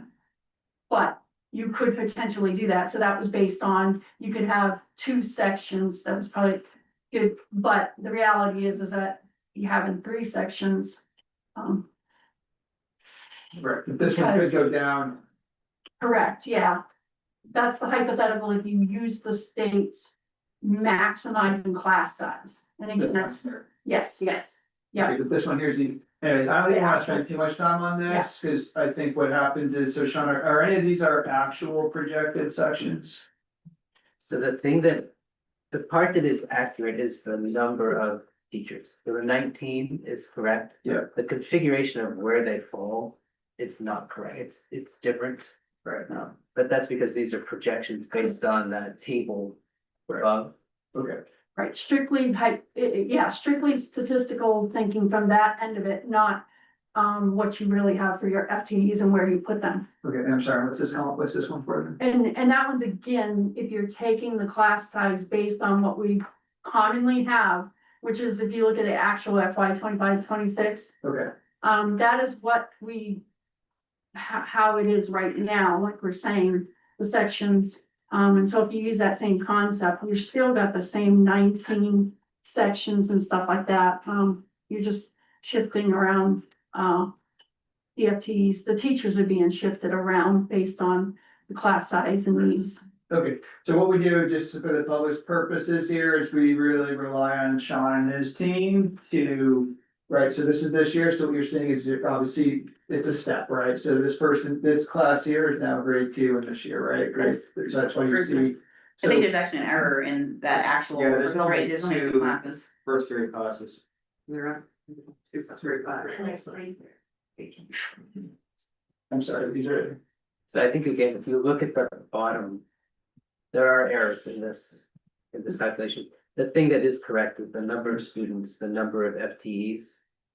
They're in different spots, right, in actuality in the school. okay, and what I think what we should do is just, we'll skip now to the FTE spreadsheet, because. That's basically where we're looking there, you know, because when we're moving cohorts down, there are gonna be changes in the grades, right? If we had a class that was previously 2 and now someone's right in the grade that's coming up at 3, now you're gonna have a 2 that moves, only two sections, right? Right, and that's that's the concept behind here, is just showing the potential and everything else that. Yes, and like you said, the actual student enrollment and everything else in the FTEs, but how this classes could potentially shift. It's strictly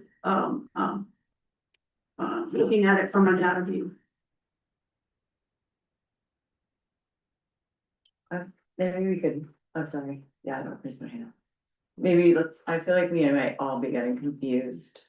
Maybe we move. Yeah, let's move on to the FTE, because this, I think we just need to. I'm not really concerned about this because the sections are gonna be the sections based on what Sean thinks. Right, yeah. Again, we have a policy, so I know Teresa's saying, but so this has gotten a little bit convoluted because the state has actually started to make some noise about mandating class sizes. Our class size policy is already at what the state's recommending, and if you were, 2 years ago, we passed a new class size policy to give the administration a little bit more flexibility in maximizing our budget and being able to make some decisions about, hey, these are the kids that I've got in the class and these are the teachers that I manage those. You know, I've got a lot of hard kids in this class, we might need to have only 15 or something, so that's why we rely on the administration to make those decisions, not. Right. You know, that's a budgeting thing. So Sean, why don't we bring up the FTE projections? Yeah.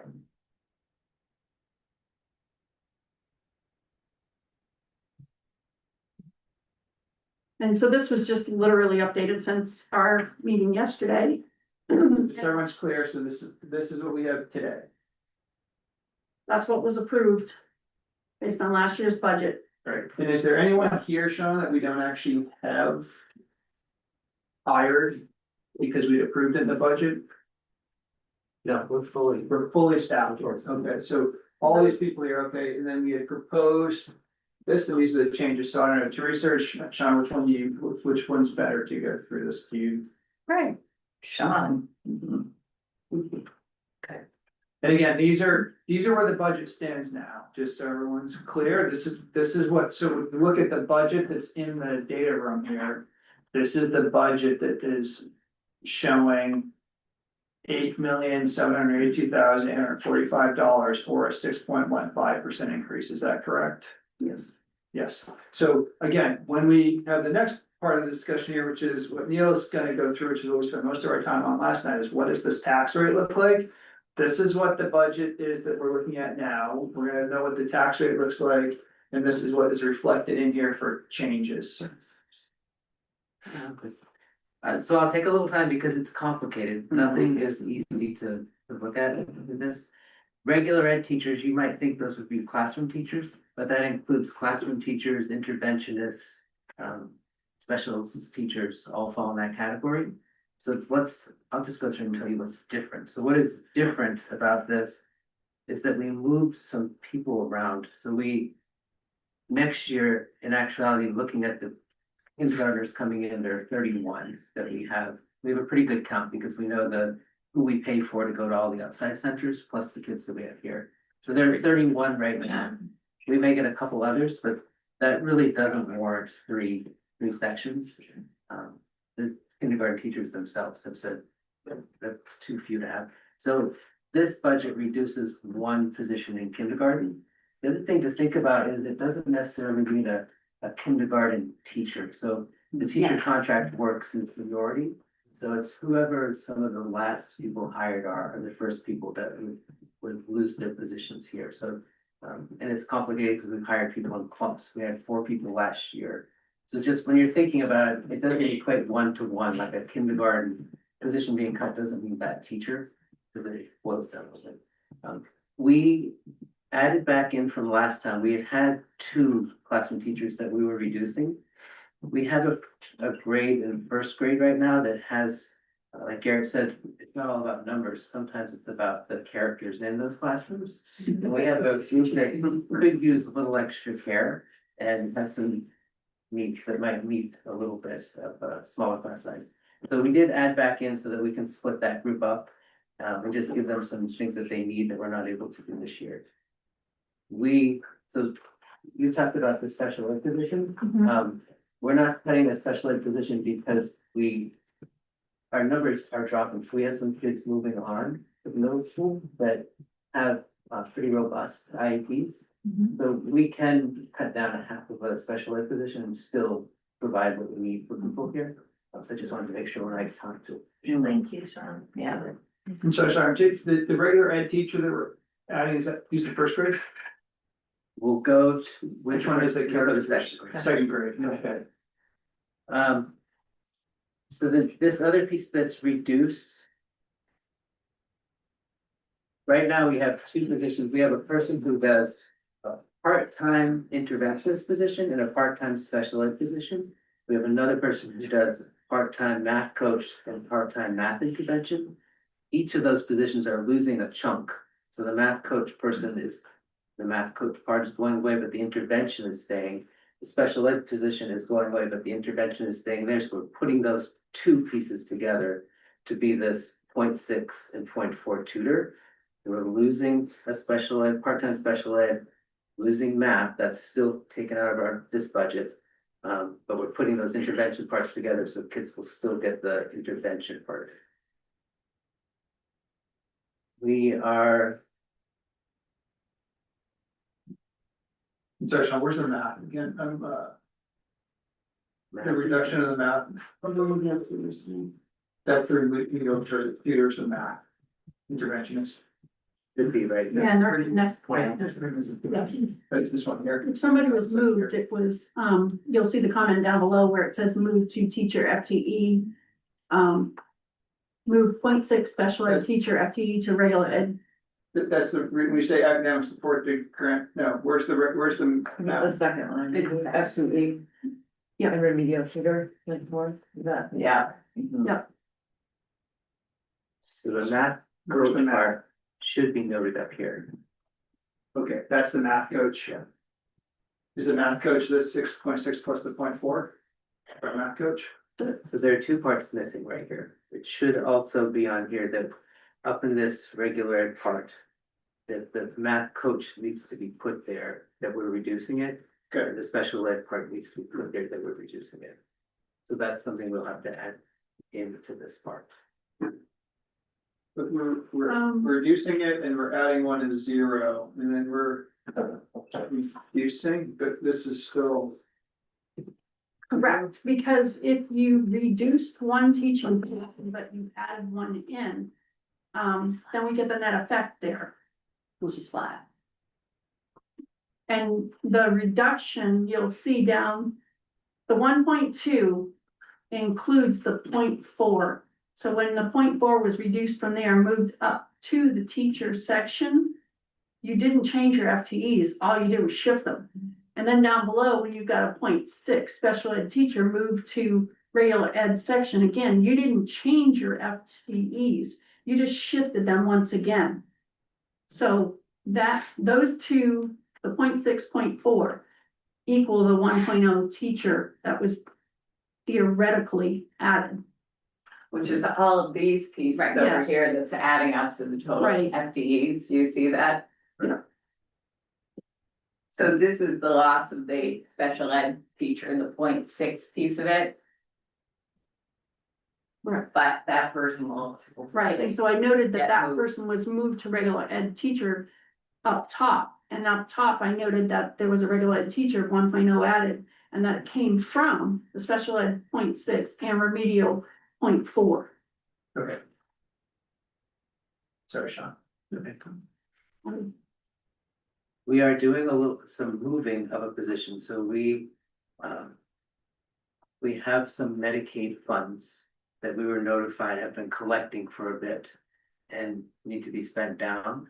So we took out of the budget a 0.8 academic support and moved it to be grant funded. So the position will stay, but the funding will come from a grant rather than the budget. And that was part of the work that we did to be able to put pre-K back in, was switching that around.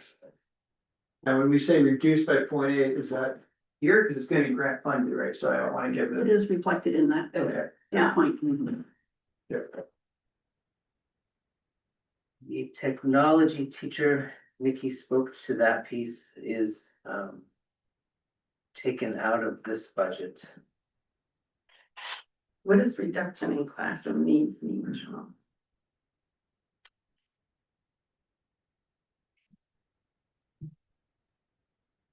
Very good question. That is the tech position. I'm not quite sure why it says reduction in classroom. Yeah, bad choice of words. We've talked about. Let's see.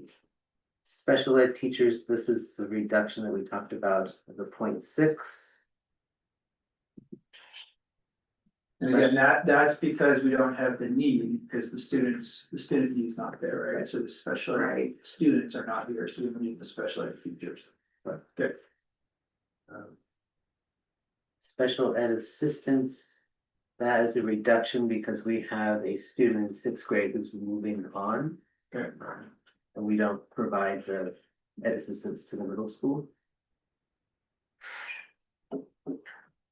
Guidance extra days, that's the district social worker position that was going to be a new position as part of the strategic plan. And I believe all of the schools decided to take that out of their budgets. There's something that we haven't talked about that changed in here. Data has become more important as we work with the state to get funding, and having that important ADM, or the average daily membership, is pretty crucial. Right now, our registrar is also our receptionist. Also is the person who's nurse sometimes and all the jobs. But she only works during the school year. During the summertime is when we get all that registration stuff out, get the information back in, get all of our information vetted so that it's correct. So we have added a very small part to that position to make it a year-round position, so that we have someone in the summer that can focus just on getting that data in. Because as we can see, if you mess that up by just a few kids, it costs us a lot. And then I think that is it. I'm gonna just look at my list of this. I'm just gonna go down through with the things that I have here, just to make sure that you know. So the things that are reduced in this budget are the 0.25 district social worker, the kindergarten position that I don't feel we need 3 of for the 31 kids. The tech integrations position that Nikki spoke about.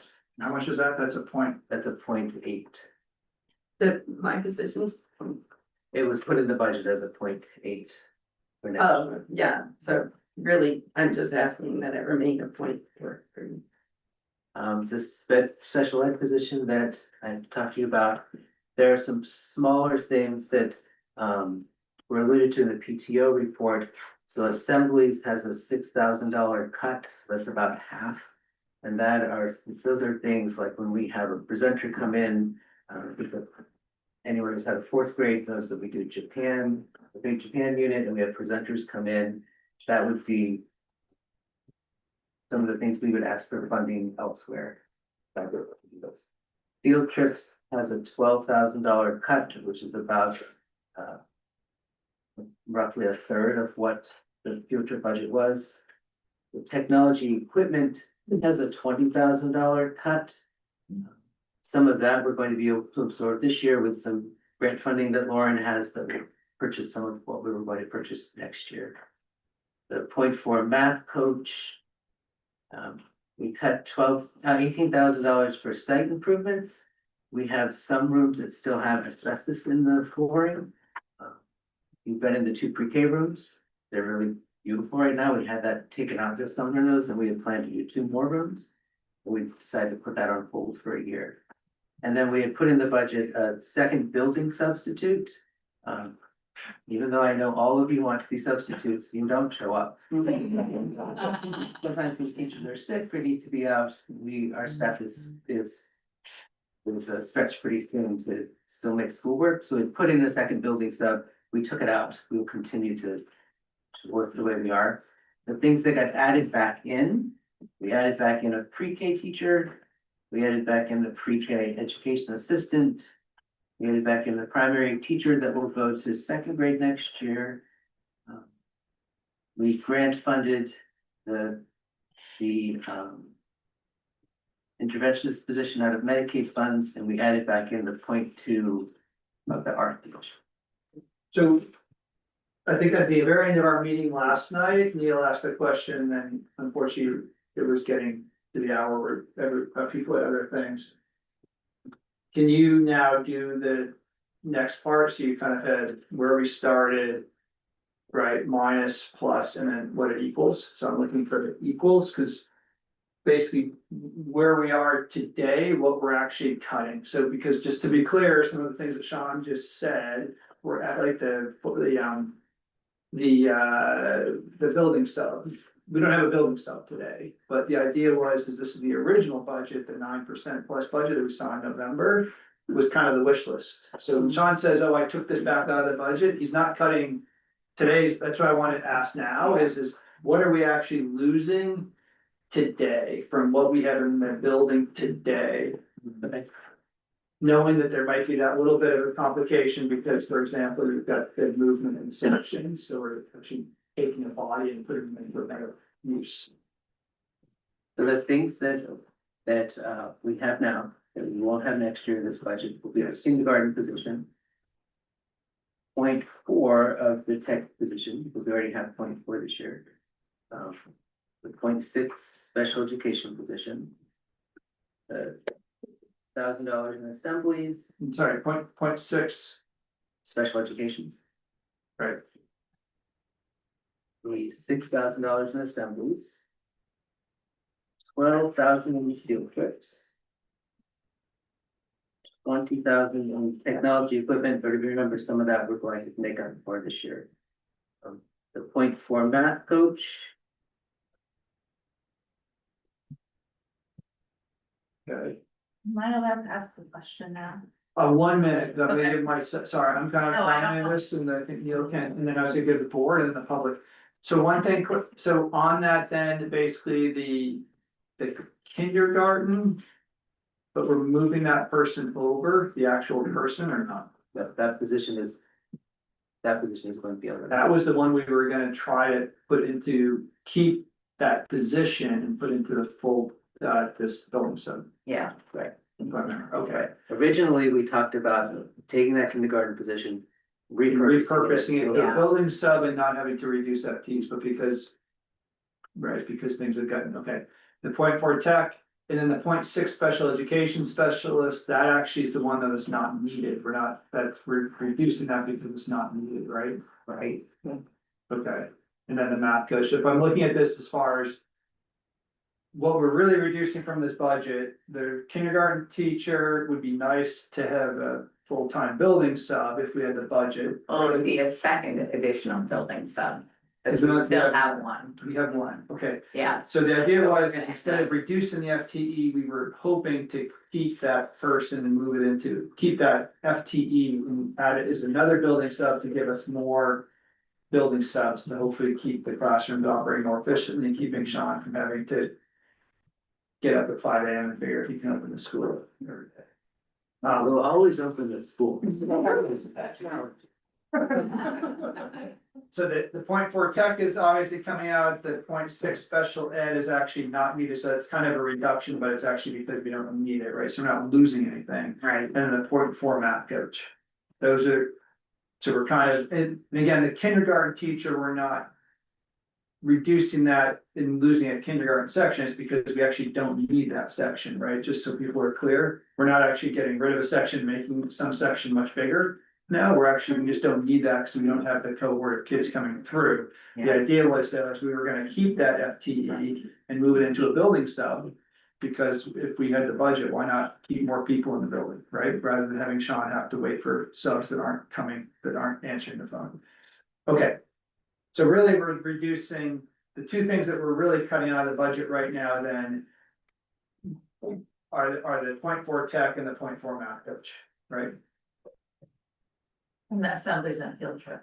Well, and the assemblies and the field trips and, sorry, can you go through the numbers again? So was it for 18, just give me the. Here, I got it, here you go, right here. Oh, sorry, There you go. you write this all for us. So assemblies are there and field trips there. Okay, so the 6K and the 12K and the And the tech 20K. equipment is, those are I the actual cuts. believe we weren't spending all of that money either, right? Right. For those, that's why we cut those, because Look back at the last 5 years, We we looked started at really the- looking at the numbers of what was being utilized and. When we're asked to kind of cut the budget back down, I mean, it was really looking at all these different accounts and really honing in on what we were truly spending. For, okay, so just So expended. drill down that, so for assemblies. And field trips, so we're not, so for the 6K that we cut on assemblies, it's because we're not actually spending. We weren't that 6K spending all stuff. the funds that were being budgeted. Okay, and the 12K on field trips is because we're not actually been spending the 12K on field trips? it's a third, right? There was a fluke year where it was really high and I think that was right around, right after COVID or something. Yeah. So it was kind of like one of those bad years you can't really judge. So taking into effect all the other years and stuff like that and looking at the numbers, yeah, was not spending what was being budgeted. Okay, and then the 20K in tech equipment is gonna be partially replaced by the grant. More, okay. And we've been purchasing a lot of technology, so we're in good shape for that too, over the past few years. Okay, I will stop talking now. Board members, do we have questions? Lisa? Yeah, I think it's important to point out that this special ed person, just because they're not here. I'm assuming we will see that money in the Dresden budget because that student will have a need that gets carried over to the Richmond school. So I just wanted to be clear that like, it's not as if that's those students that are moving on. Suddenly don't get their needs met, they get met, it's met out of a completely different budget and a completely different budget discussion, which you're welcome to come to next week. I think, and then I think I just had some questions on the building part of it, okay? And I'm not trying to add anything to the budget because I get that that's not where we are right now, but kind of a concern about asbestos. Like, are we legally allowed to delay it for a year? I'm assuming we are because we are. And then my second question is, I keep hearing in my years of service about the roof. And that the roof is on, it will be needed to be replaced sooner rather than later. And I just am wondering, you know, whether we're concerned about that, because I feel like we're concerned about it every year and every year we sort of punt it. And I worry that one of those punts is gonna put a hole in the roof. So, those are my two questions. So regarding that, some of what we did reduce, we actually had taken, and put more funds into it. Okay. And everything else. So really, when we reduced again, when we were asked to reduce the budget, that was one of the things, but we already have, and I didn't reload it up this particular time, but the facilities document is in there in one of our prior meetings and Okay. stuff, but I can bring that back up, but for the asbestos and for the roofing, that is still budgeted in there. So that was already in there and we were hoping to do some more other Okay. projects. But so we have not taken that off the table at all. Okay, so we just sort of got rid of hopeful projects, and, okay, Yeah. but we're keeping the necessary projects. Yes. And we're still doing the regular, you know, we've got. Yeah, I figured we're doing the right, like, I didn't see that the maintenance was zeroed out, so I was assuming that the building's being taken care of, but again, the roof is keeps definitely coming in up. there, cause we were Okay. looking at that for about $35,000 to do what we need to do. Okay, great, thank you. I've just given asbestos jokes. I don't want anyone to feel like we are.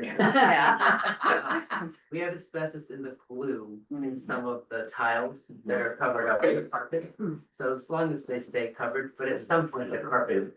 It's gonna, Yeah. we need to be replaced. It's, it's done its time. Okay, thank you. And we've been going through incremental changing all of that in the schools over time, so that's been in the plan. Long-range plan. I'm curious what the dollar impact is of the math coach and technology integrations together, so I don't want to ask for specific people's salaries, but if you were to put like a ballpark of those two things together, what is the dollar amount in the budget? Who would know that? You can, I mean, not to, yeah, I mean, we can probably say what the individual amounts are in the budget as far as. I think. Yeah, I just don't know which one to look at. Which probably about $80,000. Those two together. For 0.8 position. This Yeah, one, that means Stuffing was about 88. Yeah. and what about the math coach? Those. That's They're all done, good, it's yeah. two together. Okay, Just as an estimate, okay, that just helps to put thinking. just salary.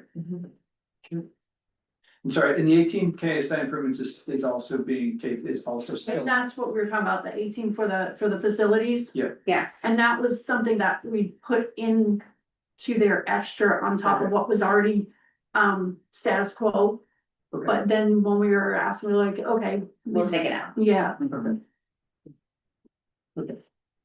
Sorry, just that, because Sean gave me his like net, and I didn't hear the building improvements, so I thought maybe you added those back in. Okay, I have another question. Gina? At the risk of being provocative, I just think it'd be interesting to know if we were to add sliding scale tuition to pre-K to enable us to serve more people and to continue to grow the program, what would the impact be on the budget? Do we have any sense? And I know that I'm being provocative, and Roger, you're probably pissed that I'm saying that, but I think, I'm curious, because there are families that benefit from the pre-K, and we have letters from the community of people who said that they have the means, they would be willing to pay for it to be able to enable others to come. And I know the childcare center that my children went to, that was like a pre-K, or she's not here anymore. There was a sliding scale, and it was a great place for my kids, and so I just think it's something we might explore to help us have budget for other things, like math coaches and technologists. So I just wanted to ask that question to the universe. And we may not have an answer, but I'd love to have us consider that. yeah, no, it wasn't something that we, wasn't something that I had done or anything else, any calculations on that, but it didn't come up on that respect.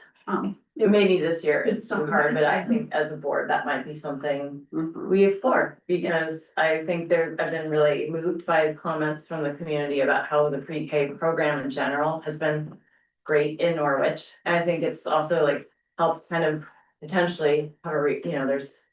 I don't wanna stir this up, I mean, there's comments and stuff, I think it's an important question to put into our community. If we're saying we value this, there also are ways to approach it other than yes, have it, no, have it, right? And, okay, yeah, I just wanna follow, like, that's a conversation we've sort of been having on this side. Just because we have been getting letters from people who are like, I would be willing to pay if it would enable other people to do it.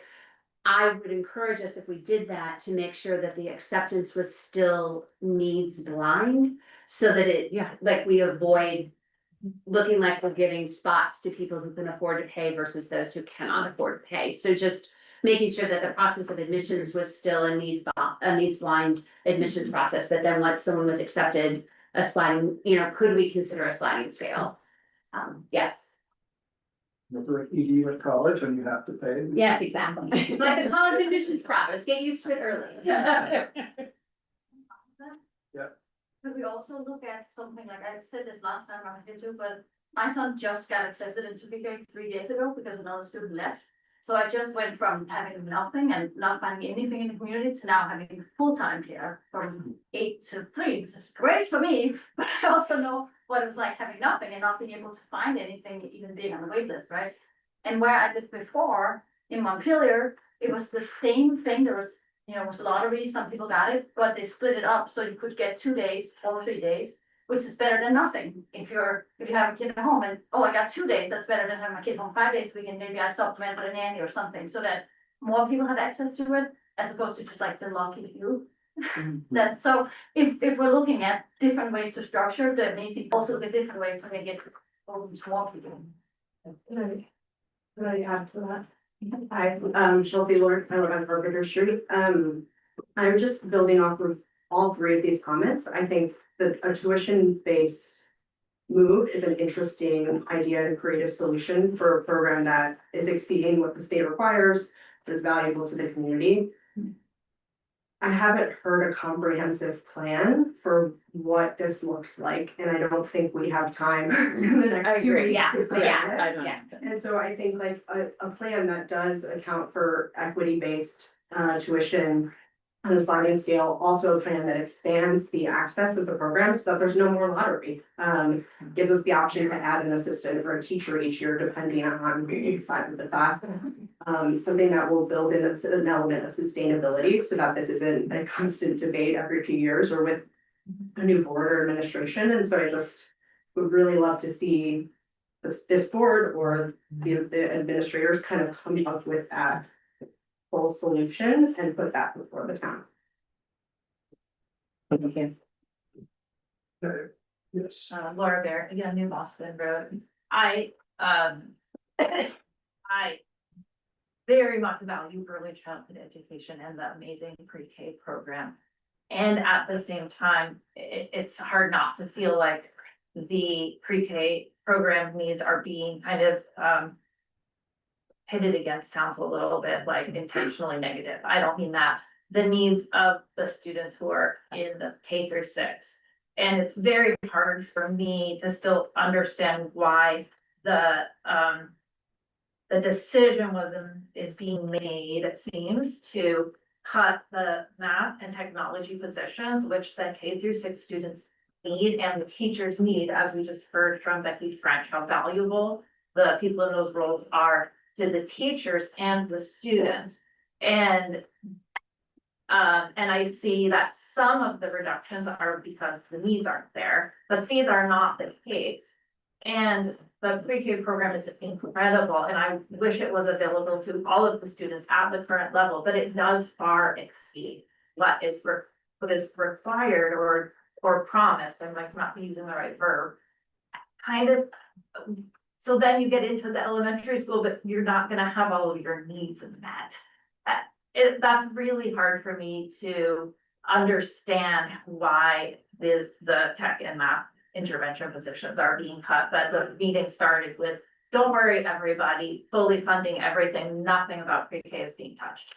That seems imbalanced to me, and it seems like we need to really look at what is needed at the elementary school level and provide it to the staff and the students. And I would not ever come to a meeting and say, and just voluntarily say, let's take it from the pre-K. Like, that's not where I would be coming from, but that is the position we're in. And so seeing that imbalance in the way that the funding is going and where needs are being prioritized is disheartening.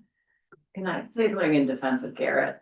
Garrett said what he said because the volume of letters and communications that this board has received about pre-K has been extraordinary. I wasn't criticized, I'm not, I it's just- the fact that is how the meeting started. It is fact, and I just wanted to give another fact, which is the reason that he said what he said is because the volume of communications that we've received about the pre-K program has been, I'm gonna use the word extraordinary.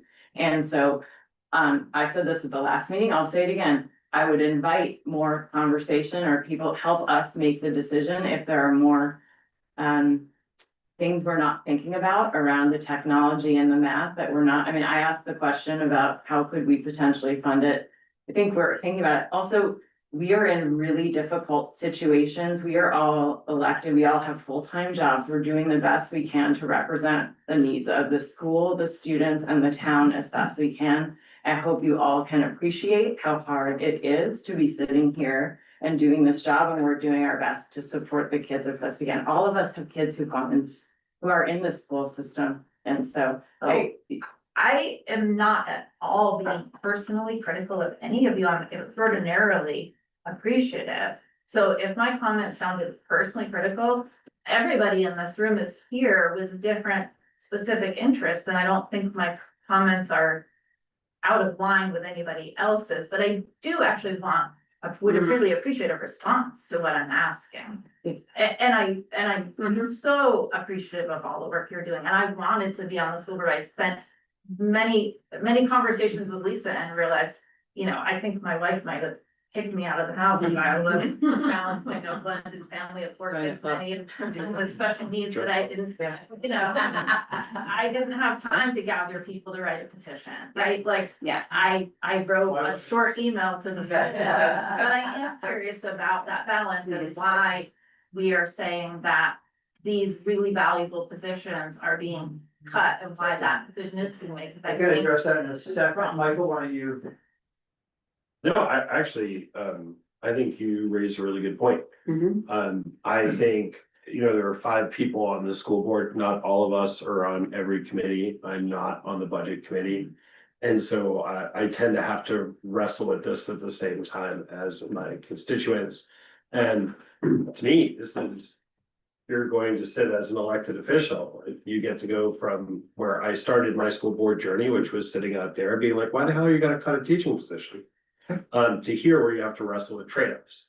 And so I'm looking at the list of things that we're potentially reducing and the things that we're potentially keeping and wondering the same thing, like, why are these the trade-offs we're making?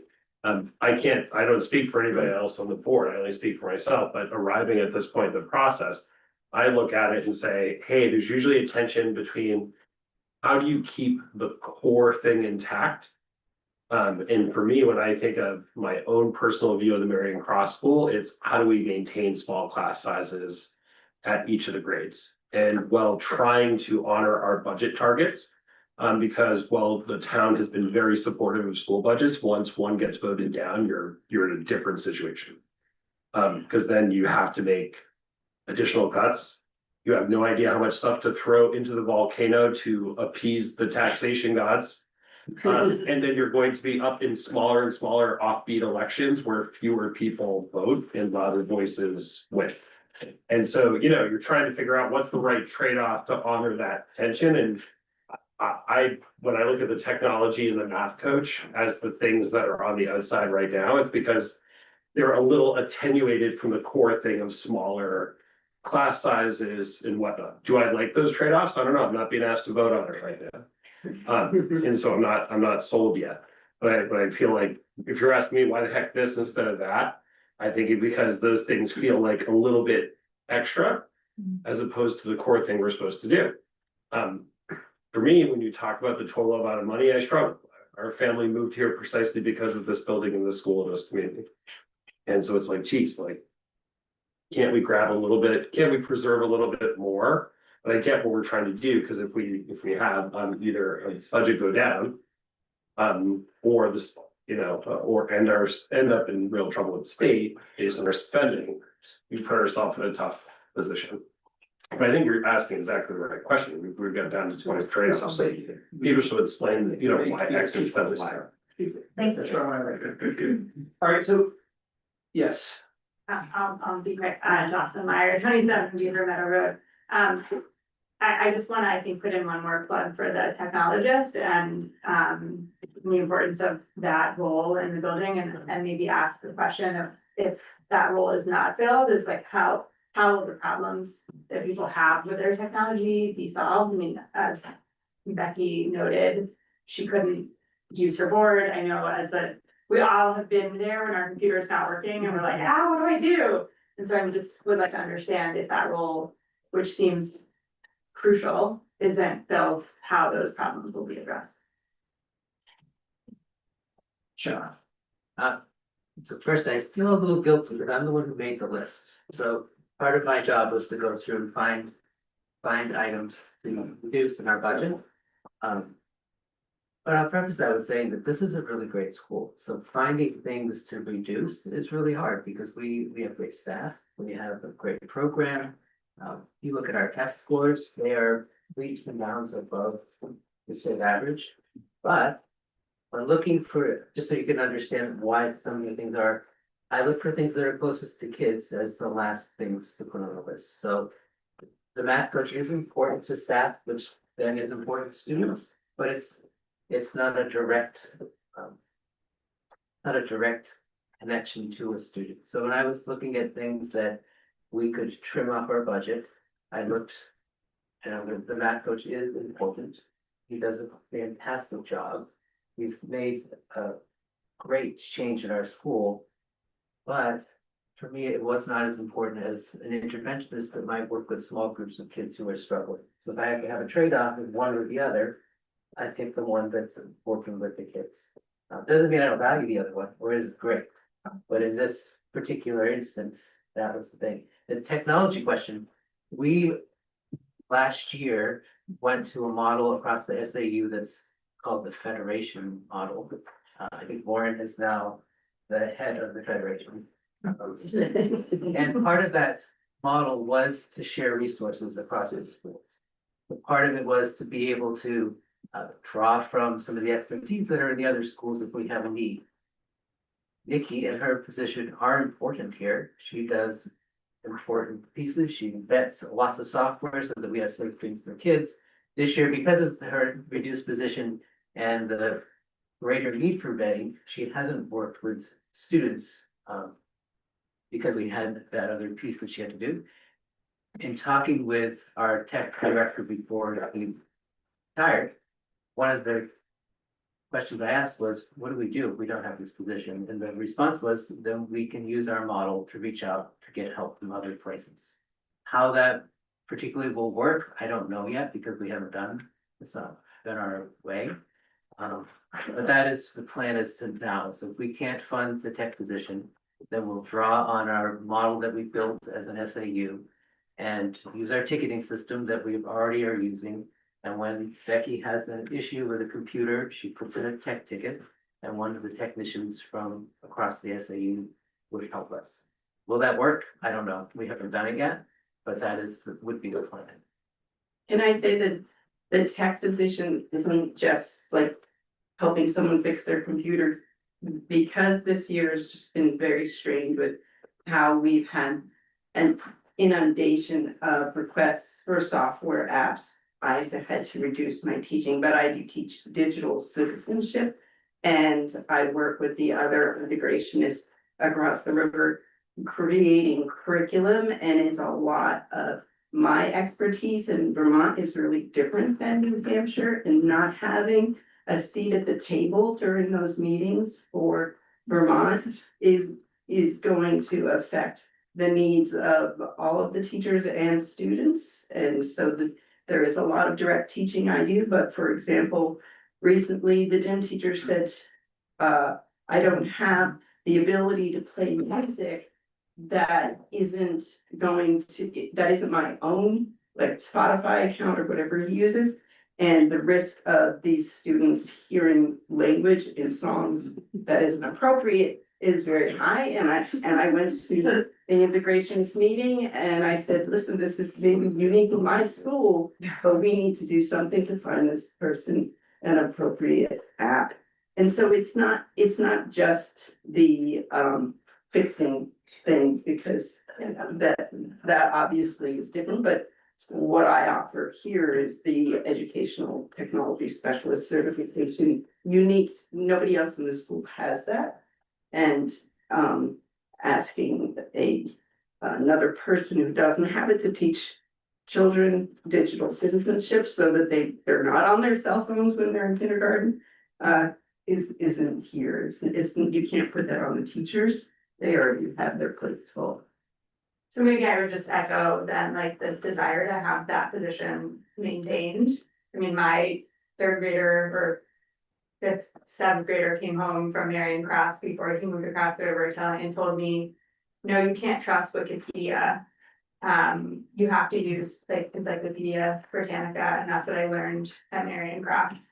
And I was floored and was like, okay, wow. But I echo, like, I think that these skills are so critical. We're encouraging our kids to use their computers to do research, and digital literacy is crucial. And I think somebody else said, it's starting earlier than we even realize, and so. While it's clear that we are going to have to make trade-offs and sacrifices, and I can't suggest where that could be, I would really appreciate keeping. I'm sorry, I'm starting him, but keeping this, maybe use these, if not 0.4, then, you know, at a bare minimum, not 0.4. Thank you. Yes. I just want to say thanks to Sean and the board for making the list and having decided on what's cut the list, not easy. I do want to bring it back around. We're only looking at the expense side of the P&L right now, and so I totally understand in terms of tax rate. I totally understand the concerns with what happens if the first budget does get voted down. I appreciate that, but we're also kind of in like unknown territories with the cost, what's causing this, is we're feeling it. So I think this is Private industry, we're feeling it in health insurance. And so to basically see these uncontrollable factors impacting the budget and then to set an arbitrary guideline of 3% or whatever it might be, is we cannot possibly go above that on the budgeting side. Just want to be clear that that's a decision this group is making at the expense of, and it's a lot of unknowns, but Neil presented that there's a lot of unknowns that come in from the state numbers 2 months from now. There's a lot of unknowns with enrollment. There's a lot of unknowns with what will happen when it goes in front of voters. Okay, so this is a perfect segue, so just to go back to the beginning, and the reason I just wanted to come in and say, so I didn't want us sitting here for 3 hours talking about pre-K when we aren't gonna be, that's not on the table right now. I think this is a perfect segue into, I'd like to turn over Neil quickly, because we've been talking about all this, and actually where the numbers come out, we may not need to do any of this again. We start out, and I'll remind you of the 2024-2025, we had expenditures increase of our budget, I think to your point, of 4.6% is what our total. Marion Cross was actually up quite a bit, but Dresden was quite low. So our average education, our tax rate that year, because of Act 127, was up 17%. And thanks to Neil selling that to the townspeople, everyone in town, we thank them profusely, because everyone said, you know what, this isn't our fault, we want our school to be here, and we don't want to be making drastic cuts. We're going to take it on the chin. Again, we knew this with Act 127, that's why, again, if you look back at that data, Norwich's tax rate was supposed to go up, I think, 37%, just because of that act. So here we are, again, pre-K was made, again, just as a quick precursor to the things that we're kind of been looking at are really the things that we've added on over the past couple of years, to Sean's point, that now might be like, okay, is this really critical? Because when you look at some of these tax rate increases that we're potentially facing, right, we can't have everything, unfortunately, as much as everyone wants. So again, the math coach was something that was added with a grant a couple of years ago. You know, maybe we can't, we all knew that when we approved it, we said, maybe we can't have that as it's nice to have, but maybe not, right? Pre-K, we all added pre-K, pre-Act 127. Those kids aren't counted as much, the ADM counts, so now when this new Act 127 hit, it's, you know, it's a more expensive prospect to carry that process, and then we're adding on, as we've talked about, we're offering a lot more than what's mandated, and again, none of our colleagues in Hanover and New Hampshire would have a pre-K, right, so. Anyways, all that, let's move on to your point, which is really looking at the other parts of the equation, so now we're gonna, again, so people know what we're talking about here, we've got the expenditures, so we've got Marion Cross, and then we've got Dresden, that's our total expenditures, right? Then you add your revenues. It's actually not on the board, If you bring up, number 3, okay. it should show those numbers too. For. It's on the agenda. Who's sharing it? They're sharing. Yeah. Can you clarify 127, just so everyone knows? Yeah. Like, it was a one-time change, so it's in place now. And just, it's always the boogeyman conversation. Use of causes to take money out of affluent towns and support community. 127, Neil can keep me, you want me to start, or do you want to just go with this one? So Act 127 was passed, it was an adjustment to the student rate, so the education funding system, what happens here in Vermont. And Neil, keep me honest, because sometimes I don't really make things up, but I think I know, all of our money from our taxes go over to the education fund. The education fund is also funded by a whole bunch of other stuff, like taxes from your Amazon purchases. There's all sorts of other things, so we actually, you have to remember, we don't actually, most towns don't actually fund all of their schools just through their property taxes. That's different in New Hampshire. New Hampshire doesn't matter, right? I remember the previous administrator said, if you wanted to put golden eggs under everyone's desk in New Hampshire and pay for it, that's fine. In Vermont, you can't do that. All of our funds go into the state education fund, and then it all comes back to the towns based on their, through this formula of dividing it by the ADM count and the yield. That's how you basically get the money back for what you're spending, and that's how it's calculating your tax rate. So what Act 127 did is it changed the weightings for the students. So for example, we have about 600 some odd students in Norwich that attend Marion Cross, the middle school and the high school. Our ADM is actually, as Teresa pointed out tonight, is actually now at 834. Weighted. Weighted. Term, weighted ADM. We don't have 834 kids. Right. We've got 834 weighted kids. And that's because kids are weighted based on their grade, so they're weighted less for pre-K, they're weighted like 0 for middle school, for elementary school, and they're weighted a little bit more than 1 for middle school and high school. Then that weighting, those weightings are also impacted by English language learners, which is based on our free and reduced. I'm sorry, poverty basically, so. Which is based on free and reduced lunch programs, that's how they determine that. And the third thing is your rural, I'll call it your ruralness of your town. We're not a very rural, you might think Norwich is rural, but we're not rural from a Vermont perspective. Those things, the whole theory is that it costs more to educate those students. Now, if you look at a place like Burlington and stuff, I didn't realize it, but like, they have a whole lot of English language learners, second language, right? When you looked at when Act 127 was passed here, I think Norwich has almost 0 of any of that, right? Now, the good news, well, what happened is some of our lower income levels have actually increased, which is why our ADM count's actually surprisingly gone up. And if you listen to Neil at our board meetings for years, he's been talking and banging the table about the fact that we need a more diverse community, we need more low income housing, that basically that's gonna benefit our school system and make us more like the rest of Vermont. Did I miss anything there, Neil? My preference to law. No, but let me, allow me the moment just to summarize. So education property taxes in Vermont are based on how much money we spend per student or how much money we spend per weighted student. Back in 2018, they determined that the weights that we had been using were not empirically derived. There was no science behind those weights. There was a big study that was done and the weights then changed. When the weights changed, it had the single largest impact on the town of Norwich. And some of the things that Garrett just mentioned before, those higher weighted students, we just don't have a lot of them here in Norwich. There was a provision that was put into 127 that allowed us to gradually then increase into what eventually is going to be a higher tax rate. If folks remember at the time, the provision that they put in the law, the sort of the safety valve, they didn't think it through very well. And almost every district in the state started to trip that safety valve, so at the last minute, they decided to change it. What ended up happening is we now get a cent discount off of our tax rate that decreases by 20% every year for 5 years. So at the end of 5 years, the discount will be completely gone and the tax rate that we get is the actual tax rate.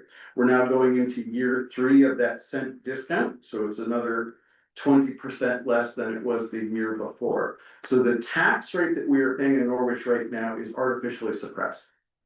Right, so that's what I want people to walk away from tonight, is the actual tax rate on your bill is not the real tax rate. It's gonna be suppressed this year by probably about 16 cents. On about $2. So if you wanna go, if you wanna talk about projected tax rate or? So why don't we talk about projected tax rate, but just so people know what we're talking about here, so is this?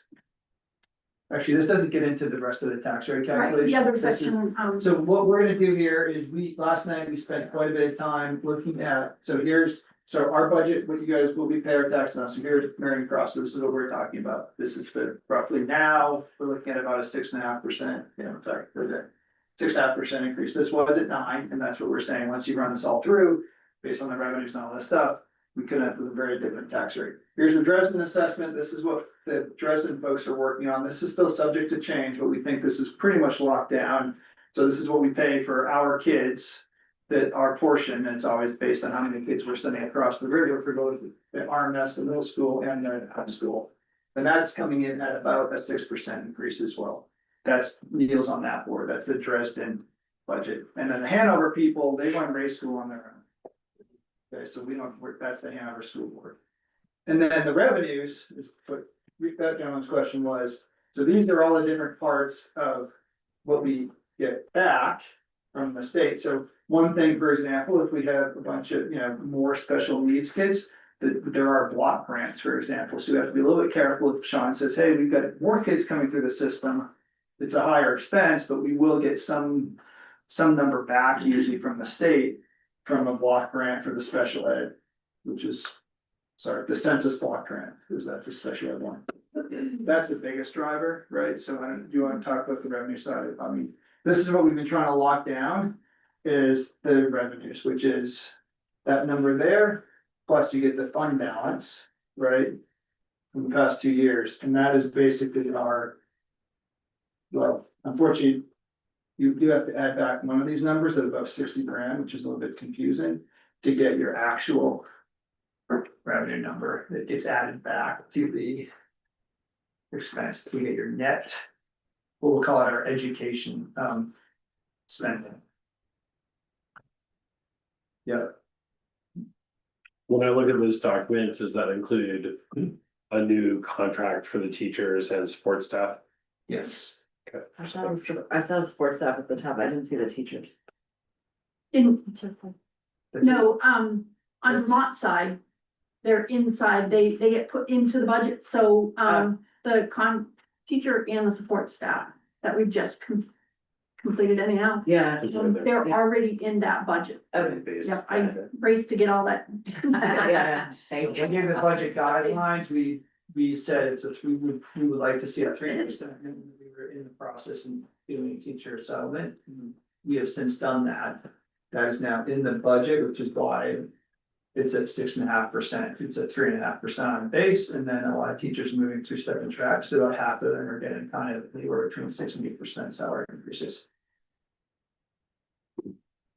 I would just say, as we get to the tax rate calculation, my consistent point of view over the last 3 years is that when we look our neighbors in the eye about expenditures, what we should be really concerned about is that number there. There is a lot of uncertainty at the state level that's completely out of our control. But we have to be able to go to our neighbors and say, hey, on a year-to-year basis, we're budgeting like an actual business, not subject to the whims of Montpelier. Do we do a good job? To see that number with several years of labor certainty built into it feels like a pretty responsible starting point. Correct. And that enables us to do budgeting by having multi-year, right? So we know it's coming down, and also it's very time consuming for both our teachers and everyone else, so. Okay, so there we are. I guess let's just we don't, unfortunately, because last night was so short, I think now let's go through. So what Neil's done is he started with basically what our education funding is, which is our education spending less our revenues, and then what our actual ed spending is, right? That's what you're gonna start with. Yeah, I mean, I can just cut to the bottom line. I mean, given the numbers that we're looking at tonight at Dresden Holtz and we continue forward with this budget, you're looking at potentially a flat, if not maybe slightly decreased or slightly increased tax rate from last year. So last year it was $1.4095. Using the numbers right here, right now tonight at 8:47 p.m., you're looking at a slight decrease, 1.4072. Right. And again, that's why I kind of came in a little bit, kind of saying, listen, let's also short circuit things, because this is all new information as of last night. And again, this is because what we were looking at actually about 2 weeks ago is actually a decrease the state had given us, I believe, in our ADM account. And then now it's actually gonna be, once Teresa or credit went through, did a lot of work, and I think you spent how many drafts of that thing? The 10th draft. 10th draft. On December 22nd, the final. Right. Yeah, what I will add here, right, I mean, and this is, you know, slightly, was not forecast in part because you know, that weighted student number that we just talked about, we finally got a final number from the state, and it actually ended up being quite a bit higher than we anticipated it would be. Yeah. And that has a significant impact on the potential tax rate. Next question. So, and sorry, just so people, again, I wanna go through this just so you're absolutely clear, so again, it's education spending. Divided by your ADM count, which is really your weighted average pupils, that gives you your per pupil spending, right? That is then divided by your base amount or your yield, that's the number that comes from the state, we're all on pins and needles every year, it's a letter that comes. That's basically a number that's developed by the state based on what they're projecting all the schools are gonna be spending. Okay, and if all the schools end up spending a lot more, that base amount actually goes up, which is why. We could approve a budget, and then if all the towns approve wild budgets. Our tax rate could be different than what we actually approve at town meeting, if you can believe it, but anyways, that is our tax rate, is divide the per pupil. Spending by the yield, that gives you your tax rate, then you divide that by your common level of appraisal. Okay, you're more complicated, because I also added in this essay with this, an adjustment for the state. That gives us our tax rate in Norwich, because it's a property tax, and they're trying to equalize valuations of all the things, we just were reassessed, that's why our CLA plus this. Common level, plus what's it called, the state adjustment. Our CLA is actually over, it's 140%. It's actually 98% plus the state adjustment, so basically we are assessed at 100% now, whereas a few years ago. We were at like 65%, which was a pretty good tax rate. Anyways, I guess that's like. I guess from the board then, I think what we need to do is if we, I think what we should probably do is run numbers. Or, I mean, I'm gonna just make the suggestion that we go back to some of the, I don't know, how do we like? Can I ask a question about these numbers before you go there? The very top, just to the top of the sheet, I can't scroll there. Where it says Marion Cross School budget, the 8782695, that reflects the long conversation we had about what's being reduced and what's being added back, and all of that is in that number. Correct. And that reflects, just to be crystal clear, that reflects what Sean talked about at the very end, which is basically, if I pull up my emails. It's the net reductions that I want. but everything, like this is up to date, yes. This is that summary summary sheet. That is, Plus- informs that, Plus the anticipated cost of the proposed seller. correct, yeah, okay, Full feature and support staff. okay. I just wanna make sure that was clear to me and other people, so if we wanted to make any adjustments. Up or down to that number, that's still up for discussion, but this is like where we would be today if we made. If we did what was on Yeah. the sheet. And I can't remember your name, but you asked about the ELA. Is the ELA budgeted number reflected there? Okay, thank you. That's my questions for now. I'm looking at the top, it says updated last 1/4. There is a supporting document called 3C. That says updated 1/7, and I just wanna make sure we're all looking at the right document. Yeah, you're right, because the one that's posted on Assembly should say. So that's the one, Yeah. yes, the one, okay. Good catch. Oh, there's two, there's that one, and then, you've got one that says 3 and then 3B. Or 3C, I mean, so there's one that literally says 3, it's identical to the one you had up there, I thought it was the same. That's the one. Oh, it's still 1.04, that's the 3, that's the one Sean has up there. Yeah, so I will just say that what I said before still holds. I ran it a few ways with, you know, various numbers that we've been talking about tonight. We're either talking a little bit under or a little bit over last year's tax rate. Thank you. Hi, Brad Piper, Kerwinville Road, just to make sure I understand. There was the time before the big townwide reappraisal. And our home values were not in sync with what they were, and that's why the state does the common level appraisal adjustment, whatever they call it. And that gives us our tax rate. Now, the reappraisal's been done, so now that sort of CLA adjustment doesn't have to happen, but you're still giving us, what does it mean to say our tax rate is the same now as it was last year?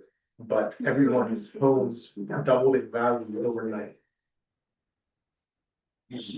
So Yeah, so the actual change happened was the bill that you got in August. Right, so that's when the reappraisal is finished, and so that new tax rate, so, and that the tax rate dropped dramatically, right? So it was 2 something before, it dropped to 1.4095, but it's likely that your house value increased. So that adjustment that you talked about already happened. So now we're talking about a change in the tax rate from the bill that you got in August to the one that you will get next August. And right now, what I am forecasting is that, you know, if the numbers tonight hold true throughout the budgeting process, about the same, maybe a little more, a little less, depends on what decisions are made in Dresden, what the final decisions are here. But also keep in mind, right, that rate is reduced by 16 cents. Yeah. Because of the provisions in Act 127 that gave us a glide path to a higher tax rate. Thank you. So this is and kind of, this is like the first time that this has happened where we're not running around with like, this is actually the first time it's been a pleasant surprise. I would say. With This regards early in to the tax- game. The impact of the tax rate, usually we're fighting the tax rate versus the budget, but, so I guess the question now for the board. Now that we go into our next round of creating a budget here, is if the tax rate that we're thinking we're gonna be having is kind of a flat tax rate. You know, I would think we'd probably wanna look at what the tax rate would look at if we add back the tech, the math. Again, special needs isn't needed because the person's not here. You know, the field trip and the assemblies may not be needed because we don't spend the money anyways, but. You know, the tech equipment and even the building, the second building, so.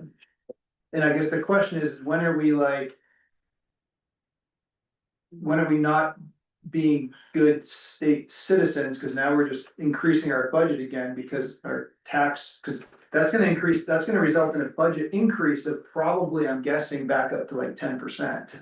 I'm just spitballing, instead of 6%. And our tax rate might go up by like 5%, right? Which is probably something that people are okay with. But is that something that, as a board, we feel comfortable doing because we're basically benefiting now from the system?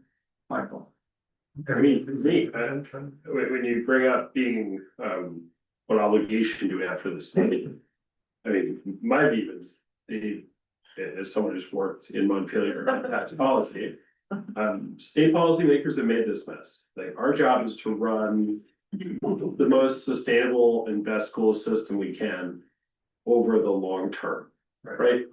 And so for me, I don't think we should give things now and then have to take them away because of tax rates in a couple of years, but try to use this opportunity to say, where do we want to go?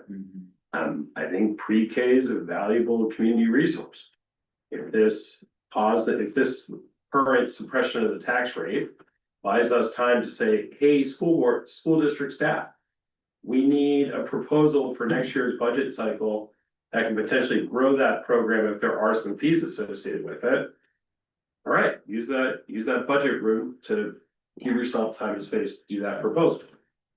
Hey, you know, do you need a transition with technology to figure out how this would work, or with the math coach? Or, hey, you know, do we want to have a conversation about trading some of that for ELA? Like, I don't know. But I think we should figure out like where this, instead of thinking of 1 year chunks, like where are we trying to bring the school district? And if there's anything we're cutting to try to get to a tax rate this year that we want to have in 3, 4, 5 years, then let's do that. If there are people in the town that want to work with the PTO to raise money to replace something that might be cut for assemblies, that's probably more sustainable, building that into the tax rate. So I don't feel an obligation to Montpelier. I do feel an obligation to figure out, hey, where do we want to be? And how do we make those things sustainable when there's no tax relief under state law? I guess so I think that's one takeaway from this is that a few things like pre-K, I heard like, we should probably maybe think about that as far as whether we, how we can, so we're not stuck at this position next year. If we end up having to make some decision that would make pre-K bigger, we can start giving tuition, but I think for now, it's more about, and maybe the question for the board then is for the budget committee, when we go back to our next round, where do we want to try to target a tax rate increase that? Yeah, and I know Lisa has her hand up, but I find it hard to think clearly with a cold, because I'm just a big man baby, but just to be very blunt, like. Sorry, let's radical honesty. I feel uncomfortable pushing the budget increase to say 8, 9, 10, 11%. I think you run into a problem with taxpayers. I do love a good trade-off. And so I would love to ask Sean and Robin, like, hey, if there's a little flexibility here, if you had to pick between technology and math coaching and ELA, like, what do you guys think? What's the impact inside the school? I'd rather have that conversation than buy everything back and then kick the can down the road. I mean, I think that's a fitting conversation for us to have. Yeah, Michael's last point is what I was gonna say, but I also had one thing to say before I lose this train of thought. This is a conversation for next budget. But I am wondering, somewhere in the many, many things that we've received in the past week, there was something about interest income being down, and I noticed that interest income on investments was down in this budget.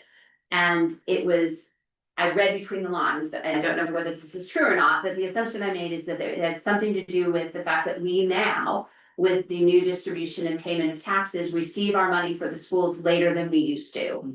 And I'm wondering, does that have to happen? Is there a way to push it back so that the taxes get collected earlier again and we receive the money earlier again and we have an opportunity to have more interest on that money come into the school system if it was supposed to be our money to begin with? Again, not for tonight. I don't think that this is something we can solve tonight, but it's a question that I have. And I wonder how much, even $10,000 buys you, part of a math coach. So, I mean, when I saw that going down and again, in one of the pieces of paper, it was implied that it had something to do with the collection of taxes and when we receive our money from the town. I wondered if there was a way to work with the town or the state or whoever we need to work with to get that money sooner and just have an opportunity for the interest on that to come into the schools rather than to wherever it is currently going. So, and I also want to thank Gina for her charger. I'll just quickly kind of summarize, this particular year, really what happened with that part of it is just because of the reassessment. Like, okay, yeah, it's primarily due to that reassessment. So by the time the tax bills went out and everything else, by the time we got our payment, because it was so delayed this year. It was so delayed Okay. that by the time, we were down to very little in the bank when I was begging, like, give us something right now. And then, so we made it through all that and everything else, but otherwise we would have had that banked sooner. Right. And everything else, sort of like last year and everything else, and all, but but interest rates are down too and everything Yeah, else, and we don't get to put it into the New Hampshire investment pool. Right. Like you might. Because you in gotta New use Hampshire. it to pay bills. Yeah, and the way, so we can't invest it the same. Okay, so I think to move on tonight, 'cause it's 9, we have a bunch of other things to do, I think, so then Neil, maybe I'll ask your opinion too, so as far as timing goes for finalizing, I think personally as the chair of the budget committee myself, what I'd like to see at the next round is, I wanna make sure that we have our traditional, that sheet out there has the 2 pagers, right, so it has the. Yeah. All the ads. Refinish that, And but then we actually have the tax rate calculations, and then I think what we should do is look at. What our original budget looked like, and then what the implication is, so I'm basically saying. I think I would just be most comfortable if I knew. Sorry, where did my, trying to find where I put this stuff down. Basically. If we add back in the building sub, if we add back in the .4 tech, if we add back in the math coach.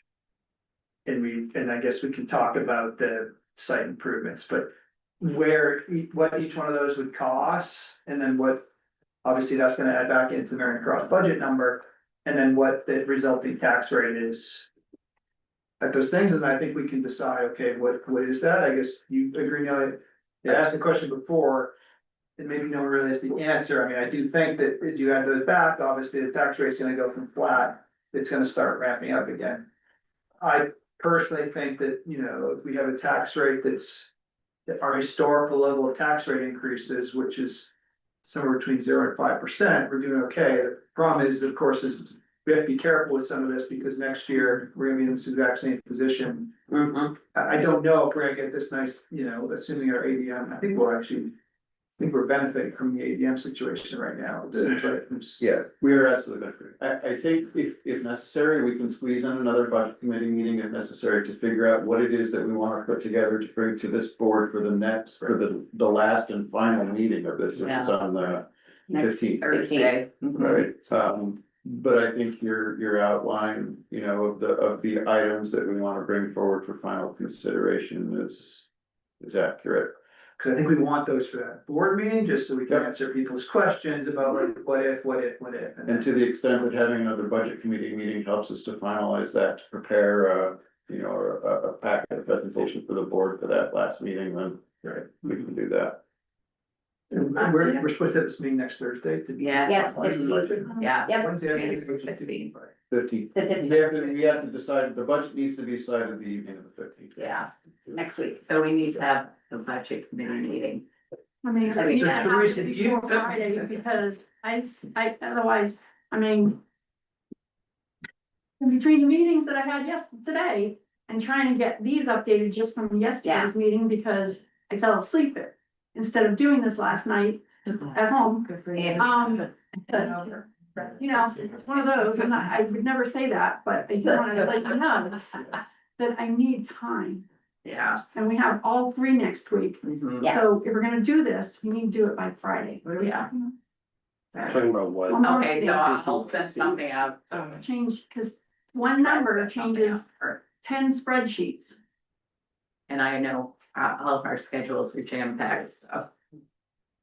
We were Friday set up. Robin, I have a question about the ELA, so we're paying how much for that in the budget this year? I think it's $40,000. But next year, what new curriculum will we be buying, or it's the nothing, right? So So this is the end of our, This is and the then end. we'll start working on social studies, but that probably won't not be the same amount of money. now. So, I mean, Honestly, this is the biggest program that we're looking at. Math was a huge undertaking, and now ELA is our second. so in the future, we won't have to worry about those. Now, it will just be the replacement pieces, so. And honestly, this is a huge part of our strategic plan. I mean, this is something we've had in works for. Now, this is my 6th year on it, and we've been doing it incrementally over time. So it's a really important piece of our budget. Okay. Yes. Sorry, on that, again, Turnpike, I wanna understand a little bit more about the ADM, because what you said at the beginning, Neil, right, was that the assumption was that the new weighted averages would really harm Norwich, which is why we ended up getting all these discounts. And what the reality of this year is that it didn't harm, like we've got towns around us that lost between 10 and 60 students, and those towns are a lot smaller. So the weighted average seemed to be, so do we, you're not prognosticators, but going off of what Michael was saying, do you think this is gonna continue to go up, or is this gonna swing back the other way when the certifications through Medicaid and all the ways in which those weights happen sort of swing back? It seems like you all are surprised it went up. I'm really surprised it went up. We didn't build low-income housing in the last year. But So where is the weighted averages coming from? And I don't wanna just say, okay, it's gone up, and so let's ride that and then be eating all of this in a year. And I just feel really surprised that they went up. So, and you all look surprised, so sure, the numbers are right, but just where are these kids coming from? We had such a low number the year before. We fell below 2% poverty in Norwich for Marion Cross School. We lost all of our Title I funding. That has since changed. so our numbers have increased. I mean, it's still not, you know, the numbers that we see in other places, but there's definitely been a bit of a shift that's having more of a positive impact in that way. Okay. Yeah, I mean, I would say that is probably certainly an aspect of this, but, I don't know the answer to your question, like, we have had, this has been an ongoing issue with the AOE, at least since 2018, since we've been working on this stuff. And I wish I had an answer for you. I don't, and I don't know whether or not you're getting accurate numbers for your school district either. We've got 5 people yesterday, because we lost 60 kids. Yeah. 5 people. Yeah, and, you know, we have done the best that we can. I've tried to back into the numbers that we were getting from the AOE, just to double check the calculations. It's difficult to do. But at the end of the day, that's the source that you and I need to use when we're calculating tax rates. And that was the number that was on the spreadsheet that was labeled fine. And I feel, I mean, it sucks that you guys lost that many No, kids. yeah, and I think more of the focus here is not to do that, to do the pitting against towns, it's just not to make an irresponsible decision this year, that we are next year doing that, right? Because I think some of the conversations around the discount and do we blow up the safety valve, I think those were somewhat irresponsible that we're, all the towns were having, and I just wanna make sure we're not going down that road again for the sake of something, because we cannot trust that the agencies. Yes, no, I would agree with you in that sentiment. I do think that you know, to the extent that we're benefiting from that long-term weighted ADM number this year, I have less than 0 confidence in the AOE. And so I would take it and run with it this year and not anticipate that it's gonna be that number again next year. You know, I think that this board does need to have some conversations at the next board meeting about whether or not any of things want to be added back in, but I look at not only the long-term weighted ADM number, but the discount that we're getting from 127 to be the equivalent of buying down the tax rate, which is what they did at the state level. Because you're just gonna set yourself up for, I mean, then that new higher budget becomes the baseline for next year's beginning, right? And we already know that next year the discount's gonna be even less. And so we're just, you know, we're impacting our future selves. And we all could be back here in this room again next year having a very similar conversation based on the decisions that we collectively make this year. Again, I remind people that last year was a little bit more tricky because of your assessment, but 2 years ago, again, the town did accept that it's stomach at 18 to 17% property tax increase, right? Sorry, Garrett. More thing, so to that point, and the point that Brad brought up before, right, so we all saw a dramatic drop in the tax rate, but most of us saw probably a significant increase in the house value. By my calculations, while we could say that the tax rate is gonna go flat, maybe for next year or close to that, over the last 3 to 4 years, folks have most likely seen somewhere around a 20 to 25% increase in the amount of taxes paid. Yeah. So it's not just the tax rate, right, that we wanna focus on, it's, you know, the change in the CLA and the change in your assessed value. What we've actually paid out of pocket has increased probably around the 20 to 25% mark. Well, and that's why I think, you know, we have to give Sean credit here, because if you guys haven't, we haven't had this many people in a meeting now since I've been a board member, but. You know, we have been keeping that, all we can do is really manage that top line of our school and manage it to just grow and just squeeze everything we can out of the system, right? So Sean, like, if you look at the number of ed assistants in the classroom, if you look at, but you know, all that have been trying to get, but still deliver that service to the kids by having still the small classrooms, the high level teachers, right? Like the best education that we can provide for these kids with the. Because we know what's coming, what and how hard we've been squeezed by the state. Michael? It is not to push the chair in a certain direction, but given the hour, perhaps the best thing you can do is to the extent anybody else has public comment, hear them because they've been here for so long. Yeah. And then make sure the budget committee knows exactly what's being asked of it for next week. And then we'll resume this conversation. Because I know Roger's been very patient. You're right in my line of vision with your family. So. Are you have quick comments? question. Oh, question, sure. Yeah, I think you all been very generous in involving us in your meeting. This is your meeting. We watch it. I guess we clearly see that there's a huge tracking of number of children, if only because they represent revenue, but also precious resources. So how did we get the count so wrong for the kindergarten teacher? It's not lost on me that we're potentially losing a staff position because we don't have the numbers to justify it. How did that happen? That could be rhetorical. But that is disappointing, right? I'll let Sean answer the question. I'm not sure. And so I don't understand. Can you, I don't understand your question. So we have, I'm tired. so my understanding is that we had 3 classes for kindergarten at one point. And so we had a teacher, but we no longer have the numbers to justify it. So how did we, surely we're aware of projections in advance, so how did we?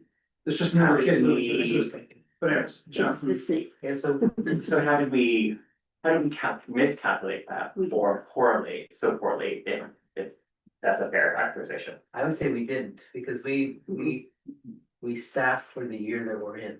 So this year we have 3 kindergartners, we have students for three kindergarten teachers, we have students for 3 kindergarten sections. Next year coming up, it happens to be a smaller cohort. It's not that we didn't know that, but we needed our 3 teachers this year. We won't need the 3 teachers next year. So it's not that anyone made a mistake with numbers, it's just the nature of populations as they move through. Right, we just don't have, the Vermont residents just don't have kindergarten kids right now. As many as they did last year. Right? Which is a good thing, because we just have, that was a plus, right? Because we can move that person somewhere, yes. Just a very quick follow-up on that. I heard that we're calculating that number for kindergarten next year based in part on information we have about the number of families that are getting the 10 hours a week from the state. I just want, from my own personal experience, I couldn't find pre-K in Vermont, so I had to go to New Hampshire, and so I wasn't getting the money. And so there might be people out there who are coming to kindergarten next year that aren't getting that. I just made sure that we've thought of that. Okay. We have. Okay. Good. We talked about this a little earlier about the liability costs of not teaching students. For example, digital citizenship. If they end up going on the internet and doing something at school that they weren't taught, you're not supposed to go to these kinds of websites. If you go to these websites, you talk to adults. If they were never instructed in that, we're setting ourselves up for huge legal fees. Just to mention that really I'm kind of the legal shield here for these future costs that will be incurred at some point because of the extreme increase in tech that we use, extreme increase in software that our school uses, and that's not going away. AI is making that even more of an onerous moral, ethical debate, and that not going away. All right, okay, thank you. Yes. Brad Weigel, I just had a small question to help understand. On the FTE sheet that you showed at the beginning, you talked quite a bit about the tech teacher. But there was another line right above it that was like computer technician or something. And I hear people, my wife, I hear Becky talking about the need for tech support, and it seems like she provides a lot of that. And I'm wondering, but then there's no discussion about this full-time computer technician who, I don't know what that person is or what they do, but it sounds like she's doing a lot of stuff. Why not take 0.4 away from that? I guess, I don't understand what the difference is between the positions, but it seemed a little odd that we're talking about taking away someone who's interfacing with teachers and students, and yet there's this other full-time person that seems to be maybe untouchable. But again, I don't know what those are, but it wasn't really clear why we're taking one off and not the other, so it's just kind of. You can address that real quick. Yeah. So one of the positions is, Nikki's position is meant to work with teachers and students. The other position is meant to fix equipment, keep things running, keep our network running, keep our machines running. Is that person doing a kind of job? That's, I mean, that's. Yeah, you can't. That's I know. But point taken, see where you're heading. I think we need to move on. Here, one last point. I just a quick question, maybe you can answer in 2 seconds. The percentage that the Mary Cross budget increase was like 500 something thousand, is that right? Yeah. Total dollars, what percentage of that was like fringe health insurance at premium increase? What amount of that 500,000? This year, the medical increase was only about it was just over 7.4%. Or it was 7.4%. So on this side of the river, we didn't get hit like we did on the New Hampshire side with almost a 26% increase. So the medical and dental, sorry, I can't see you, but the medical and dental, I mean, and the benefits here on this side were nominal, were in line with norms. I think they went about the same as the budget. Now that we're in this zone, it's about the same as the budget. All right, any other questions? So to Michael's point, I think, so Teresa, you kind of, like I said, I think if we can have the full calculation, and frankly, the only input that's gonna change now is the Marion Cross budget. Right. Up and down by the cost of these. Things, I can send you the note, but it's really what we kind of talked about as far as the. And if it's just those three Yeah. items, if you have the list, we probably don't need to have. Okay, I mean, it's literally the 0.4 tech, it's a 0.4 math coach, and it's basically it's the sub, right? So it's basically moving that kindergarten, but keeping that, the kindergarten teacher position we don't need, but keeping the FTE there for the sub. Those are really the three things, and then I guess, I think it's gonna be around here as far as site improvements, we can talk about this in the budget. I'd almost add that back, so we don't end up with like a site issue, but we can talk about that at the budget issues, with the budget meeting. Yes, Michael? And just to make sure that I'm understanding the materials that I'm given correctly, to answer the question that we had asked in the back about benefits, when you go to the report by object code, it shows the benefits are up about 196,000. There's about 200 of that 500 would be fringe. I mean, the whole problem here, and I'll end it on this, is that basically, as we've said, and again, this goes back to Act 127, the only way that you can actually cut our budget to deal with this is people, right? And Neil says this all the time, like, that's most of the school budget is people. There's not a lot of other stuff to do, other than, yes, this the ELA program this year is adding more on, but that's, that's not something that's normal. Okay, why don't we move on, to our, I'm not here tomorrow, but I'm here on Friday, so we can. Okay. I'm lost. I asked Brian Friday. Okay. We can talk about it at the end. Okay. All right, on to our next item, see the school calendar, the draft here, this is just a draft, given the late hour. We're not approving this tonight, right? This is just a draft of it, so does anybody have any comments or questions about this calendar? Would be approval for February. Yeah. I just want to point out to everyone, for the first time in my history of being anywhere affiliated with the school system, this calendar does not follow our usual, you start the Wednesday before Labor Day and you do a 3, 4, 5 build up. It starts a week before that, so it's a 3, 5, 4. And just wanted to make sure that people saw that, because that's a huge mindset shift, that we're not proposing to start the Wednesday before Labor Day. We're proposing to start the Wednesday before Labor Day, so. So the schools are gonna start on the 19th. On the 26th. But The staff days are not. in our support staff discussions, it did come up that the staff are being asked to come back. It's just Labor. It's just Labor Day so late. Yeah, so just. But if you picked it back, then you'd end up. Right, but the point is most families plan for the first day of school is the Wednesday before Labor Day, and I just wanna point out that if this is the calendar that we follow, don't plan that. So. Or your kid will miss the first week of school. No, my first thought is, what is this gonna do to fall baseball? Yeah. So is it, so it's 354, is that? Yeah, it's 3-5, it's, yeah, 3-5, 3-5. That's Okay. That's good to have that will be there. Because the way the council always. They raised the 7, yeah. Weird. It's so. Yeah, and it's aligned with the tech calendar. February break is thankfully not on President's Day, this is also nice. Right. Okay, I think is the 15th President's Day, is that what? Yeah. Yeah. Okay. Yeah. All right, yes. Jocelyn Meyer, 27 Beaver Meadow Road. I just wanted to start by thanking everybody. I'm absolutely exhausted, so I really appreciate, I don't know how you guys do this, but I'm gonna stop here. Thank you. So I have a couple of comments and questions about the calendar as it currently stands. Some of you may know me from the calendar committee, of which Lisa was also a member, in which we talked about including non-Christian and non-federal holidays on calendar.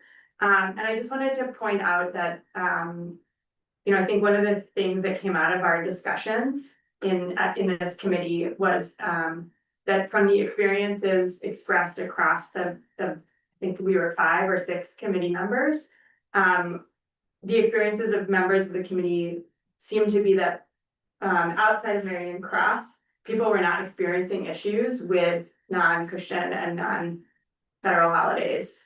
And other schools within the SAU system seem to have figured out ways to incorporate non-Christian and non-federal holidays into the school culture more effectively than Marion Cross had. And so that's something I would just bring to the administration and to the board to think about moving forward, not today because we're all exhausted. But just to think about how to incorporate those days of significance more distinctly into the Marion Cross community and culture. As this draft calendar stands, I had just a couple of questions. I noticed that in October, I wanted to appreciate that the Teacher in Service Day on October 9th is paired with what I believe is probably Indigenous Peoples' Day on the 12th. So I appreciate that there is a 4-day weekend there as opposed to having it be, some other day. But I was curious as to why there are parent-teacher conferences on October 23rd. I noted that creates 3 4-day weeks in a row, which just means that there's, as a parent, it's hard to get continuity when there's not a full week. And as a parent, I also experienced having early parent-teacher conferences in October this year, and it felt like we had just started school. And so I was just curious to understand why parent-teacher conferences are so early in the year and not further back in the year. And then my second question was around the week off in February. In the past several years that I've been a member of the community, the February week off has been the same week as President's Day week. And as a working parent, my employer gives me President's Day off. I know not every employer gets that day off, but I found that it was easier to then kind of build in I've had to take fewer vacation days.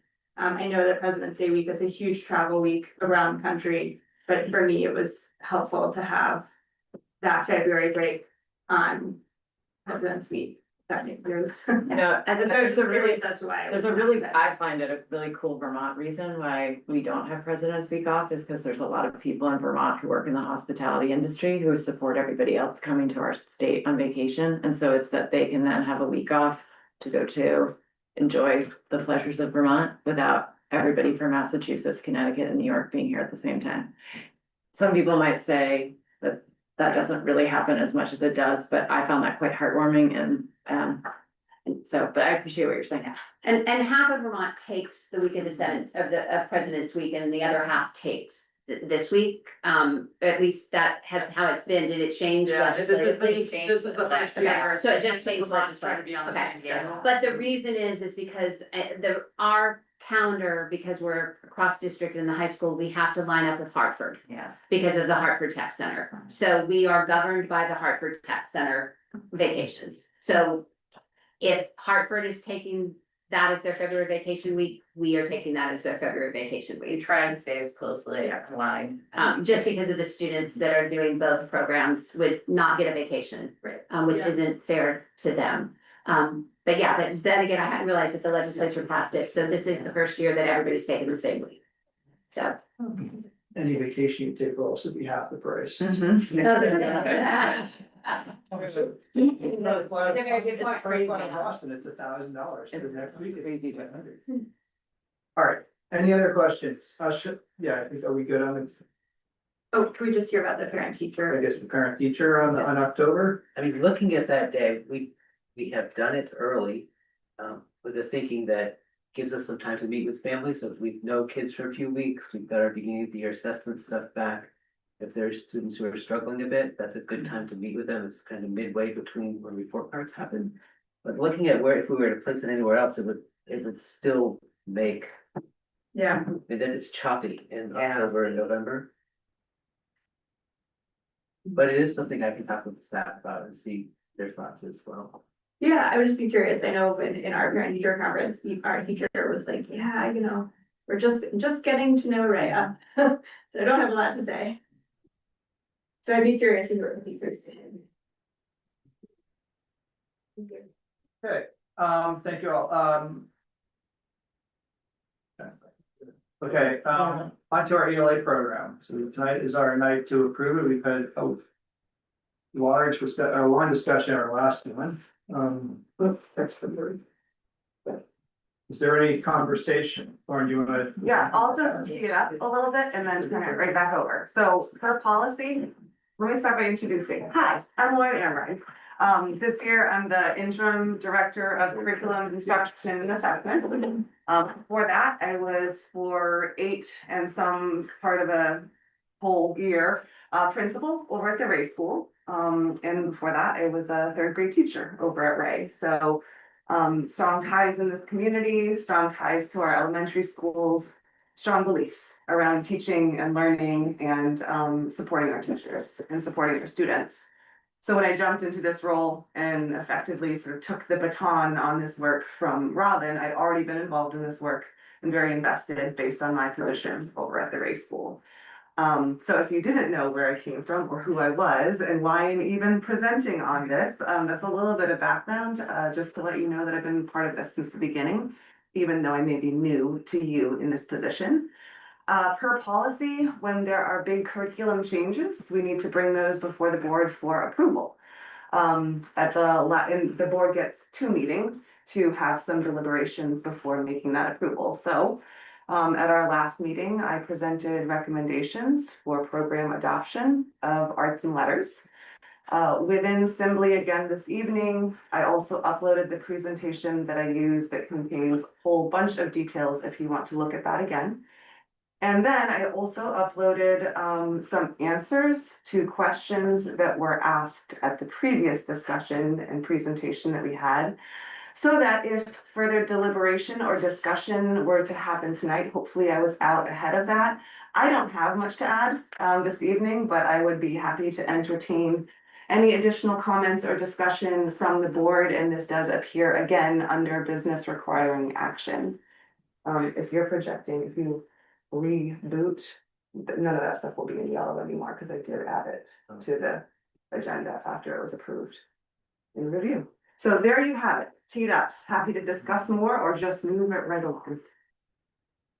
The only question I had, Laura, coming from some of the townspeople I ran into is, and again, I'm trying to think about even having 3 kids go through this, where the ELA impact was, and I get a little bit confused sometimes, but for example, there's people have asked like, well, does it have impact on like some of the traditional stuff here that people, year after year, their kids, so I'm thinking things like the saving grace point. I don't even know if that's ELA or if that's more social studies or, and again, this isn't even in this would be like the river study, but this is science, so it's nothing to do with ELA. Are there things like that though, that are kind of these, because when you put something like this in place, I guess people have been a little bit concerned that, listen, you basically are just gonna be teaching now, like, let's just say the entire US adopts this strategy, everyone's gonna be doing the same curriculum and reading the same books and reading the same, like, how much is there for teacher expression as well, to kind of maintain some of those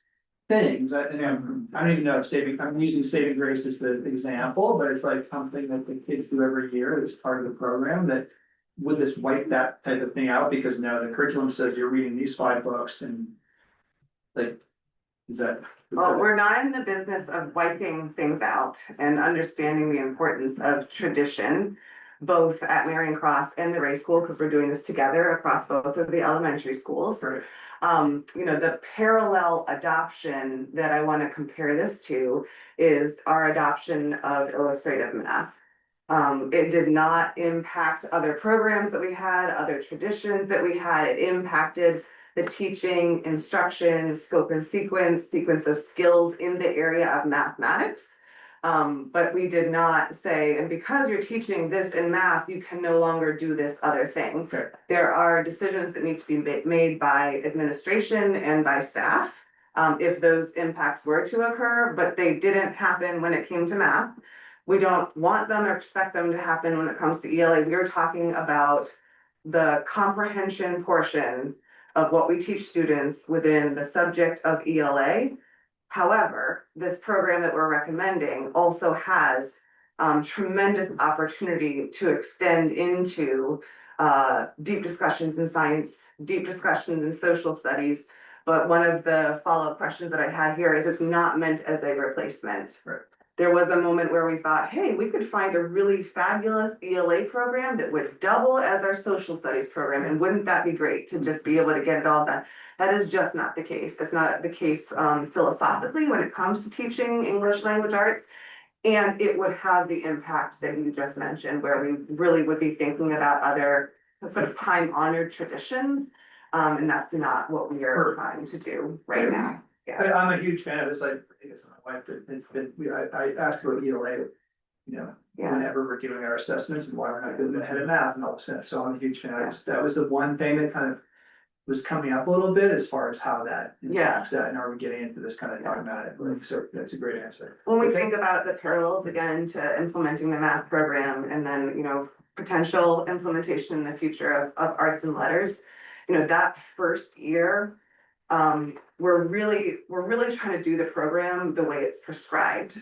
That can feel tricky at first. There's a lot of learning, there's a lot of growth that happens, but then I would say, in looking at what's now shifted in IM in the schools, our teachers are doing a fabulous job teaching the program, and what has been mentioned before, we find gaps. It's the whole idea of teaching. We have this very specific population. No program is going to meet the needs of all teachers and all students in all schools. So we implement based on what is recommended, which is research-based, aligned with the science of reading, aligned with the Common Core, and then we determine where those gaps exist that we need to be able to fill. And we also make adjustments based on our traditions and our cultures and the spirit of the school and our community, and that happens over the next several years. So what year 1 of IM looks like, and now I think this is year 4 of IM, they're different. The heart of the program is still there, but we've made the adjustments necessary to make it fit our population. And that is the same trajectory that I would anticipate in implementing arts and letters. Okay. Any other questions? Is there a timeliness aspect of approving this tonight?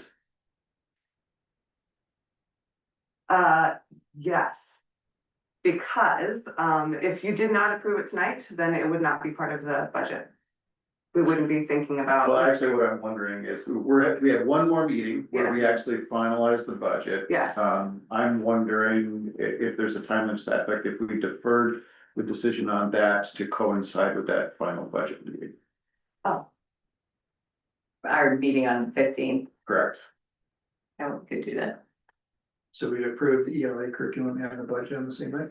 But we would take a vote on the budget and the ELA curriculum that same night. I'm sorry. You said we were gonna approve that. I'm just kidding. Just to make sure the record is accurate, it's counting on grace. not saving grace. That's been three. Well, with Arthur in the middle, there's real pathos there. I would just say that, I believe wrapping this up as a decision point with the rest of the budget says budget impact is the right move. When you asked if there are any more questions, I feel like over time, you and Robin have done a good job saying, okay, here's our objective, which is to align curriculum and have standards, this and that, and you have this initiative, potentially the adoption of arts and letters.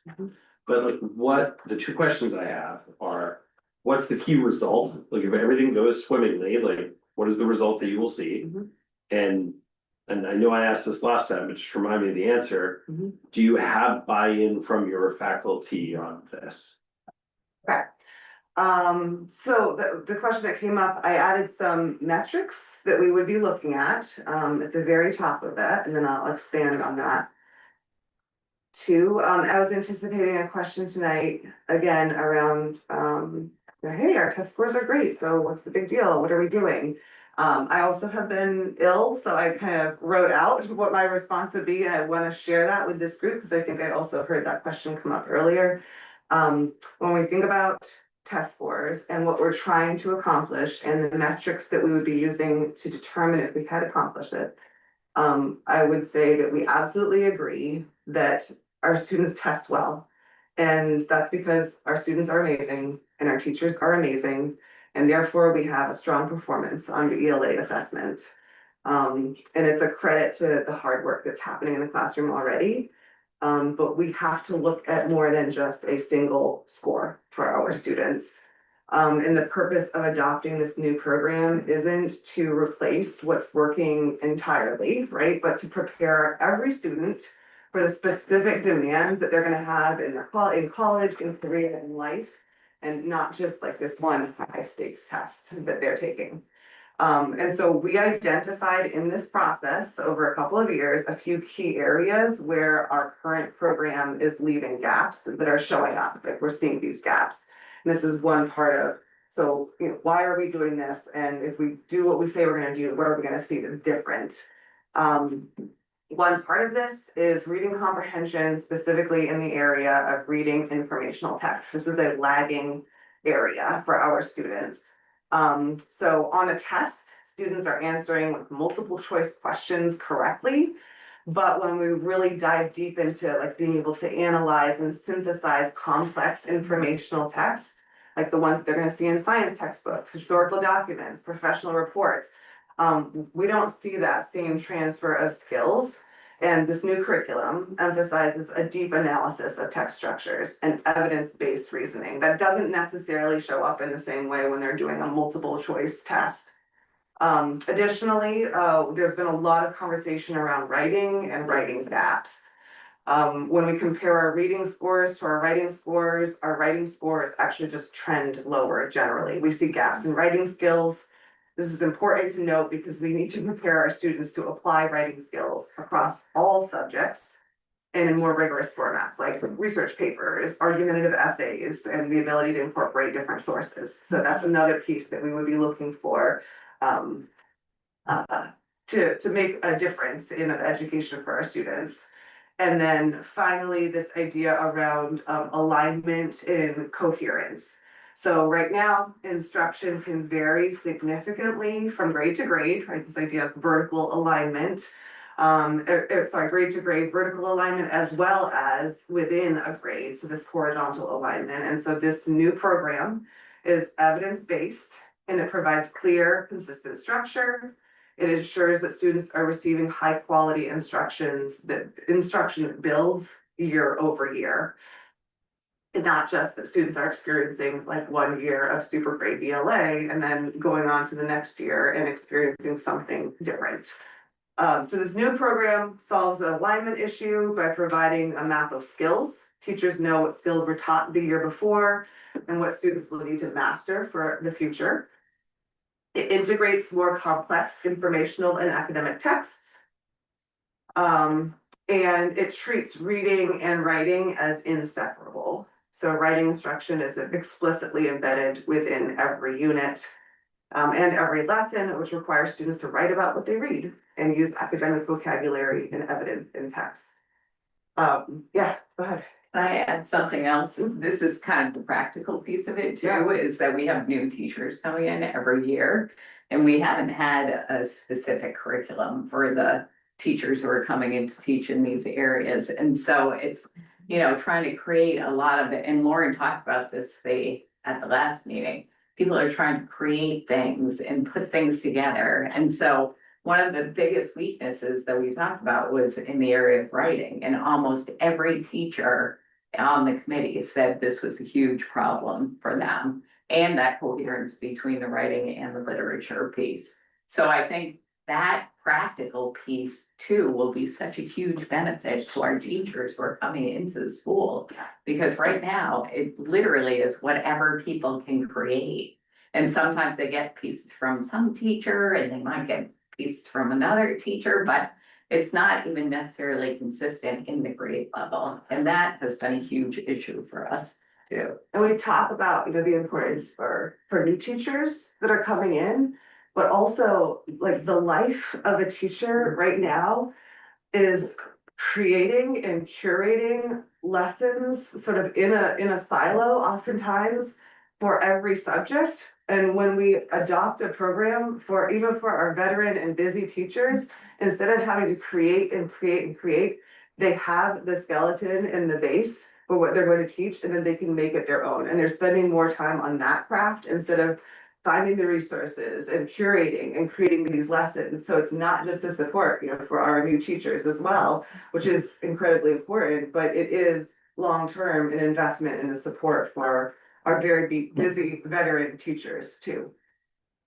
So that was sort of like part one.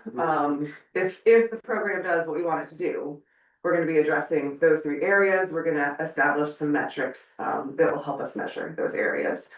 It is not dissimilar, again, from like what we've been doing with IM in mathematics. Any additional questions on part A before I go to are people excited? Yeah. Okay. So part two, are people excited? Mixed bag, but yes. You can talk to one teacher and they're not excited at all. But overwhelmingly, when this decision was made and we asked teachers to complete a survey and say, like, what are your thoughts about this? What excites you? What are you concerned about? The feedback that we got from the respondents, which we got almost every single committee member responded. I think I was missing 3 by the end because they kept bothering people to respond to the survey so that I could have this information. Teachers are excited about the alignment, less teacher prep, ability to differentiate, robust professional development, quality materials, a well thought out progression of skills, how to do less legwork, important to have an easy to use, already prepped program. This will get a double exclamation point. Teachers will be able to use their expertise to make lessons really great. Thank you. Having a program that provides everything that's needed, having an awesome balance between history, literature, art, and robust PD, and the lesson length also, it's reasonable for our time constraints. So if we look at the majority of feedback and the majority of respondents' answers, there is support to make this happen. Thank you. Yes. Any other questions? We'll approve this on Thursday. Assuming that the board is, will Just kidding. So we're gonna move this to Thursday for a vote on next Thursday when we are voting on the budget. Okay, screen's just switched up here. Business requiring action. Business requiring action. Number 6. So I believe it's actually drafted okay, because we have D through E, because F is a separate one. Yeah. I have a motion to approve D through E. I move to approve items B through E. And all those. Minutes. Oh, sure. Actually, just out of curiosity, read the minutes from the last meeting and just zoomed in on the PTO and inaccurate. The errors in it, and it honestly make a lot of sense, but it's care not to. So I'm not so much concerned about it because it was sort of a benign update, but it made me just I was curious about, if there's a way to get input ahead of this into the minutes in order to be able to make any corrections. I mean, do you want to? Is it correction? Is there a typo? Yeah, well, it wasn't so much typo, just like it was. But I just noticed that too. It was convoluted and didn't really represent accurately anything that I. It might be because Ryan does our minutes, it may be because it was hard to hear on the speaker, I don't know. So my question, I guess, is just about the process and no criticisms of any particular person or tool that was used, but just in the. It's usually taken from the recordings. They take the minutes from the recordings, so I don't know. So is it AI like some sort of? No, it's a person that actually does the minutes, from the recording, so. If you wanna, like, there's a typo, but if you wanna, send me a note, I can ask Ryan, like. Yeah, and it's again, a very minor thing, but if there's one, I'm just gonna think if there are updates that I provide or other people provide that weren't captured correctly, then what would be the process of revising it? If you wanna send me the information, we can update it. Sure, I would just say, I think the easiest way to do it is just reach out to a board member and say, hey, I found something in the minutes doesn't look right. Then a board member. Thank you. And then Ryan can fix it, right? Yeah. But she does unfortunately have to listen to these meetings, so she'll be sitting here for like 4 hours tomorrow and listening to everything. So yes. I'm happy to write that session. No, not John, I do wonder if someone should read them before you approve them, because after that was shared to me, I went through it, read them, and there are lots of typos and some sentences that don't really make sense. And points that you made at the last meeting that I don't think were accurate. So it might just be worth a perusal through before we approve them at 10 minutes till 10 o'clock. So. I think it's a fair comment. I wonder if we could also, I've said this before, but Ryan might find it helpful to have AI summarize the notes for her, and then she could review the AI for accuracy rather than her. And someone who uses AI notes for every single meeting and now they take better notes than I ever used to. So, Yeah. I would totally agree. is that legal? Is it legal? I have to decide every time I do it. Yeah. No, for school. Oh. I think it's just, there are certain software that get attached to whatever meeting platform we use, right? So it's just. I think if we ask for consent at the beginning, too, we just say the public meetings, but it's recorded. Thank you. So please, do we want to pull minutes then, or? I think we should. Yes, I think we should. So do you want me to redo my motion? Our motion. I move to approve items B, D, and E by consent. I'll second it again. Again, all right, all those in favor? Aye. All right, that's unanimous. Okay, on to our, I think we'll short circuit this a bit, for our communications and reports. I do not have, I will not do a report, obviously, thanks everyone for their help on this. I think the administration for answering our difficult questions and the task for, coming up with alternatives to our budget. I know this isn't easy, and a lot of times people blame the administration and whatnot for doing that, when it's actually what we need to do to create a sound budget. So, okay, on to Sean, the principal's report. I think since it's almost 10 o'clock, I'm just gonna read this through every. Followed by the Great Gatsby. I'll summarize quickly. That enrollment is at 325. We lost one student last month. To another state. Yes. I thought it might be interesting for you to get an update on our school goals. So we have 3 goals that our staff is working on this year. One is our educational support team. You want the real quick summary, this table up here kind of gives it to you. Our EST process in our school we are on track. We have weekly meetings. We are gotten better this year at using data, making measurable goals, and then going back through and following up with that. With some further data to see how kids are growing. Our PBIS restorative practice goal has been to implement morning meetings. One of the things that is a little challenging for some people in Norwich is getting their kids to school on time.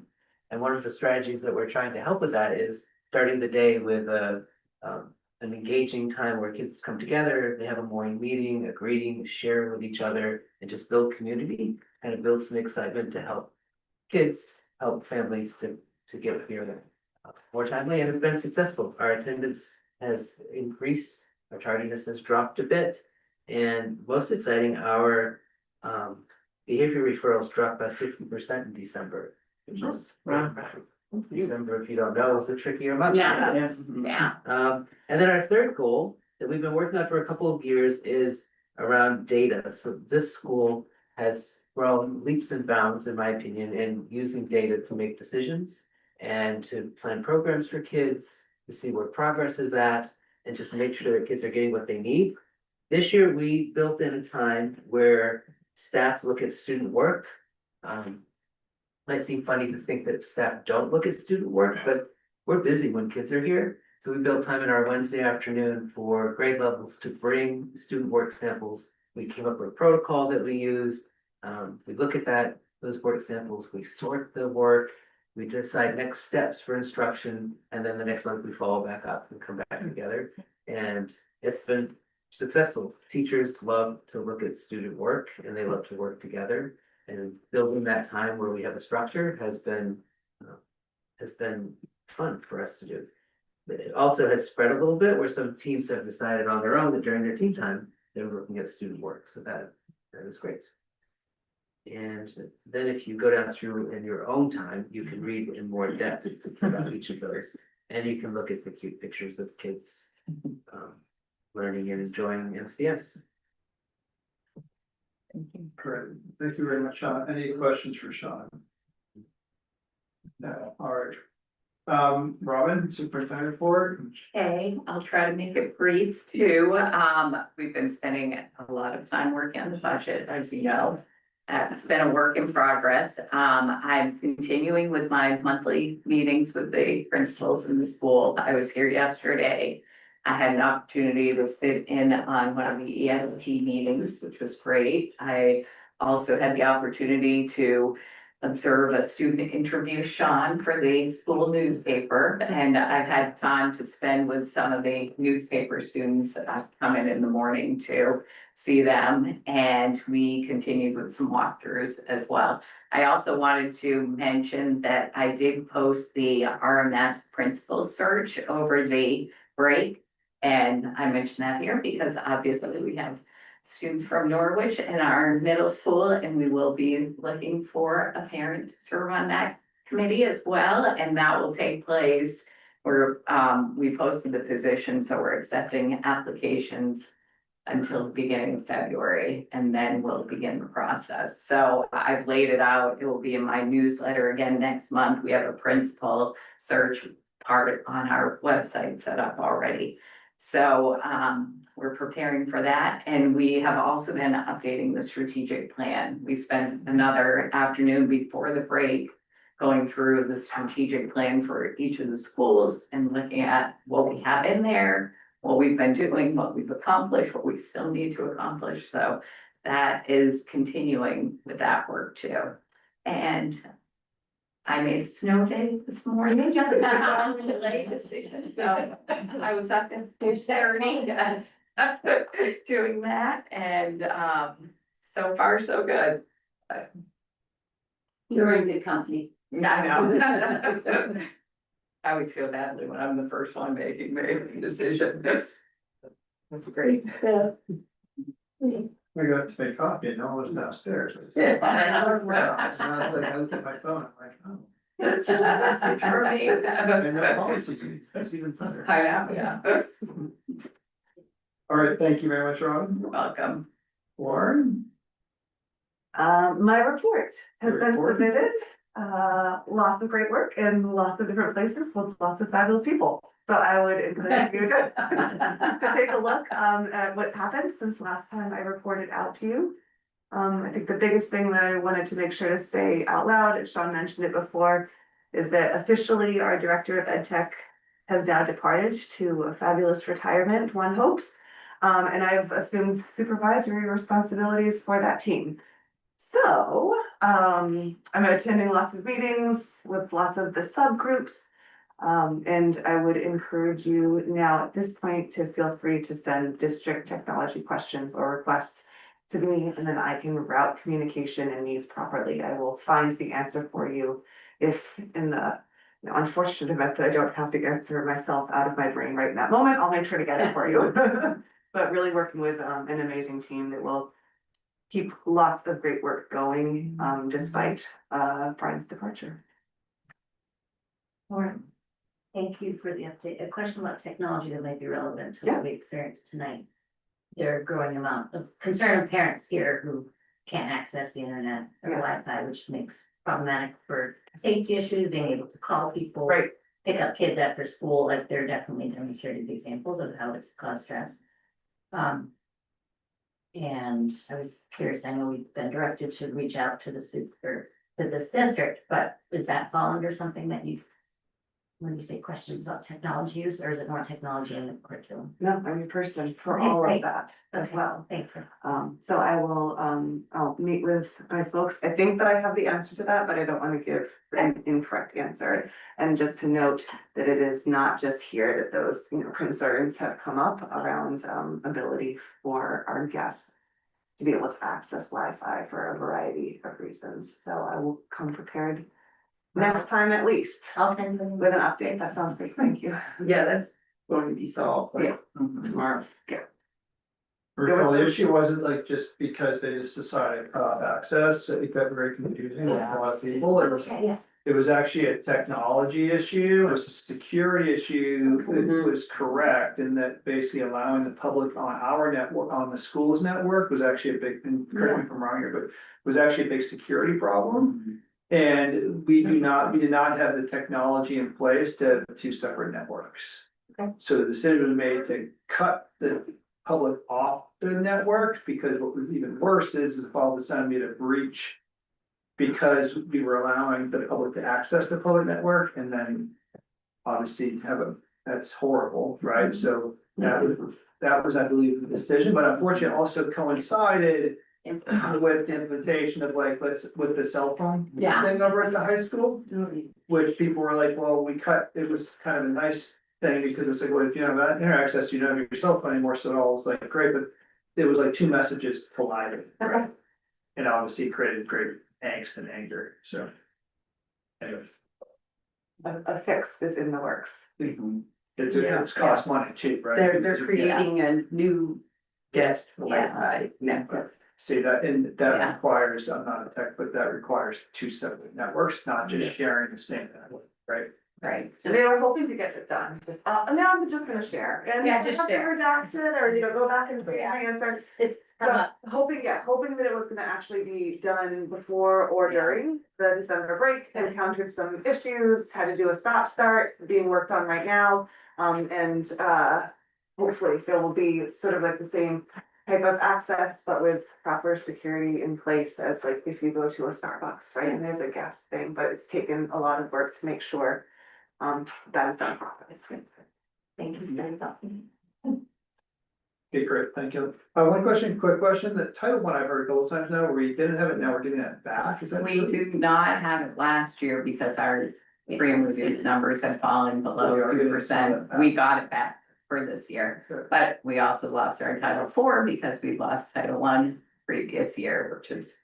Everything like lags, Yeah. I've learned that everything Yeah. lags by 1 year. Yeah. So what the current population is in the school doesn't necessarily match up with what the Right. current grant funding says. So if we have an increase this year, as it is right now in our free reduced students, that will show up in grant funding next year. Yeah. Okay. Teresa, do you have anything? I was gonna say if you wanted to. I I did not upload a report, I'm sorry. No, thank you. I realized later that I didn't do that, and I'm like, oh. So, But I think we have. nothing else to share. Yeah. Do you have anything specifically, or, I mean, we obviously spent. No, but I should have uploaded, under there, I should have uploaded the quarterly, financial report Okay. for the second quarter of our school year. And I obviously did not, working on this other stuff, it just kind of spaced it on doing that. Okay. So I will have that. The next week. Yeah. I'll just attach it. It'll, yes. we'll get it. So you guys don't leave. All right, so we're gonna go into executive session. This is, I know you didn't wanna have deal with it. In another email. And I would have even handed out earlier. But I don't Thank you. realize it's running out of time. Thank you. Thank you. Thank you, guys. Thanks for staying this long. You Yeah. guys are impressive. You were gonna stay this long. Yeah. Okay, for my, And we have to have a motion. for my motion. Move to find that, premature dental health clearly place the board in a substantial disadvantage because it will reveal, details about contract negotiations with both of our labor unions. Second. All those in favor? Yeah, on favor, aye. Yeah. Move to enter executive session in accordance with Title I, Section 313 for the purpose of discussing contracts and labor relation reviews with employees. Second. Thank you, Tom. Yes. Actually, we stop moving. Oh, no, second, we have to second. and then we- Yeah, I second it, all All in those in favor? favor. Yeah, all right, that's unanimous. We'll move into executive session. We come out will be probably. Completed executive session at 10:04.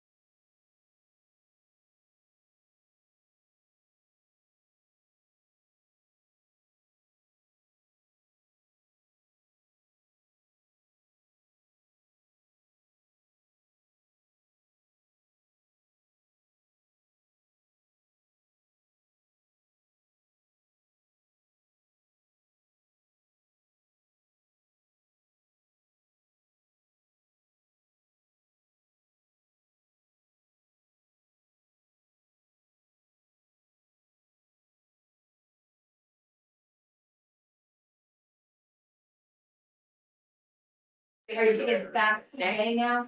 I'm done. They were pretty nice. Right? That's good. Are we back in session? Okay, we're back in session.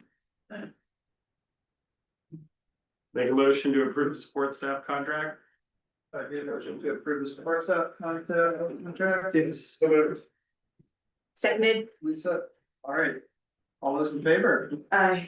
Aye. All right, thank you, Gina and Lisa for all the work and for the support staff as well. Okay, at this point, we agenda topics, we know what those are. So we're gonna be here next Thursday for public hearing for the budget adoption. And also to vote on the ELA program. Is there a time that's good for the budget meeting on Friday? I'm getting out of the line. You know, right here. I think I have 10 and 11 meetings.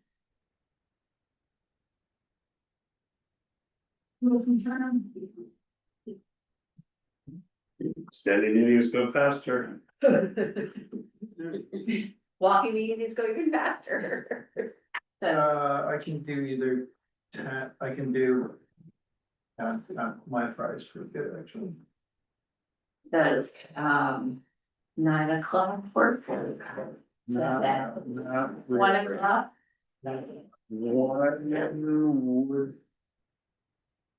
Sorry. One would be better. 1 PM. That's Right. good for you. I have a business call, but I can don't do that, I can tell. Figure it out.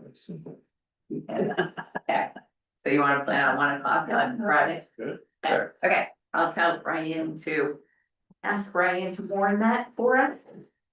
That, I would move to adjourn with gratitude for everybody from Norwich who showed up. Yeah. And this evening. Thank you all. I second. All right, all those in favor?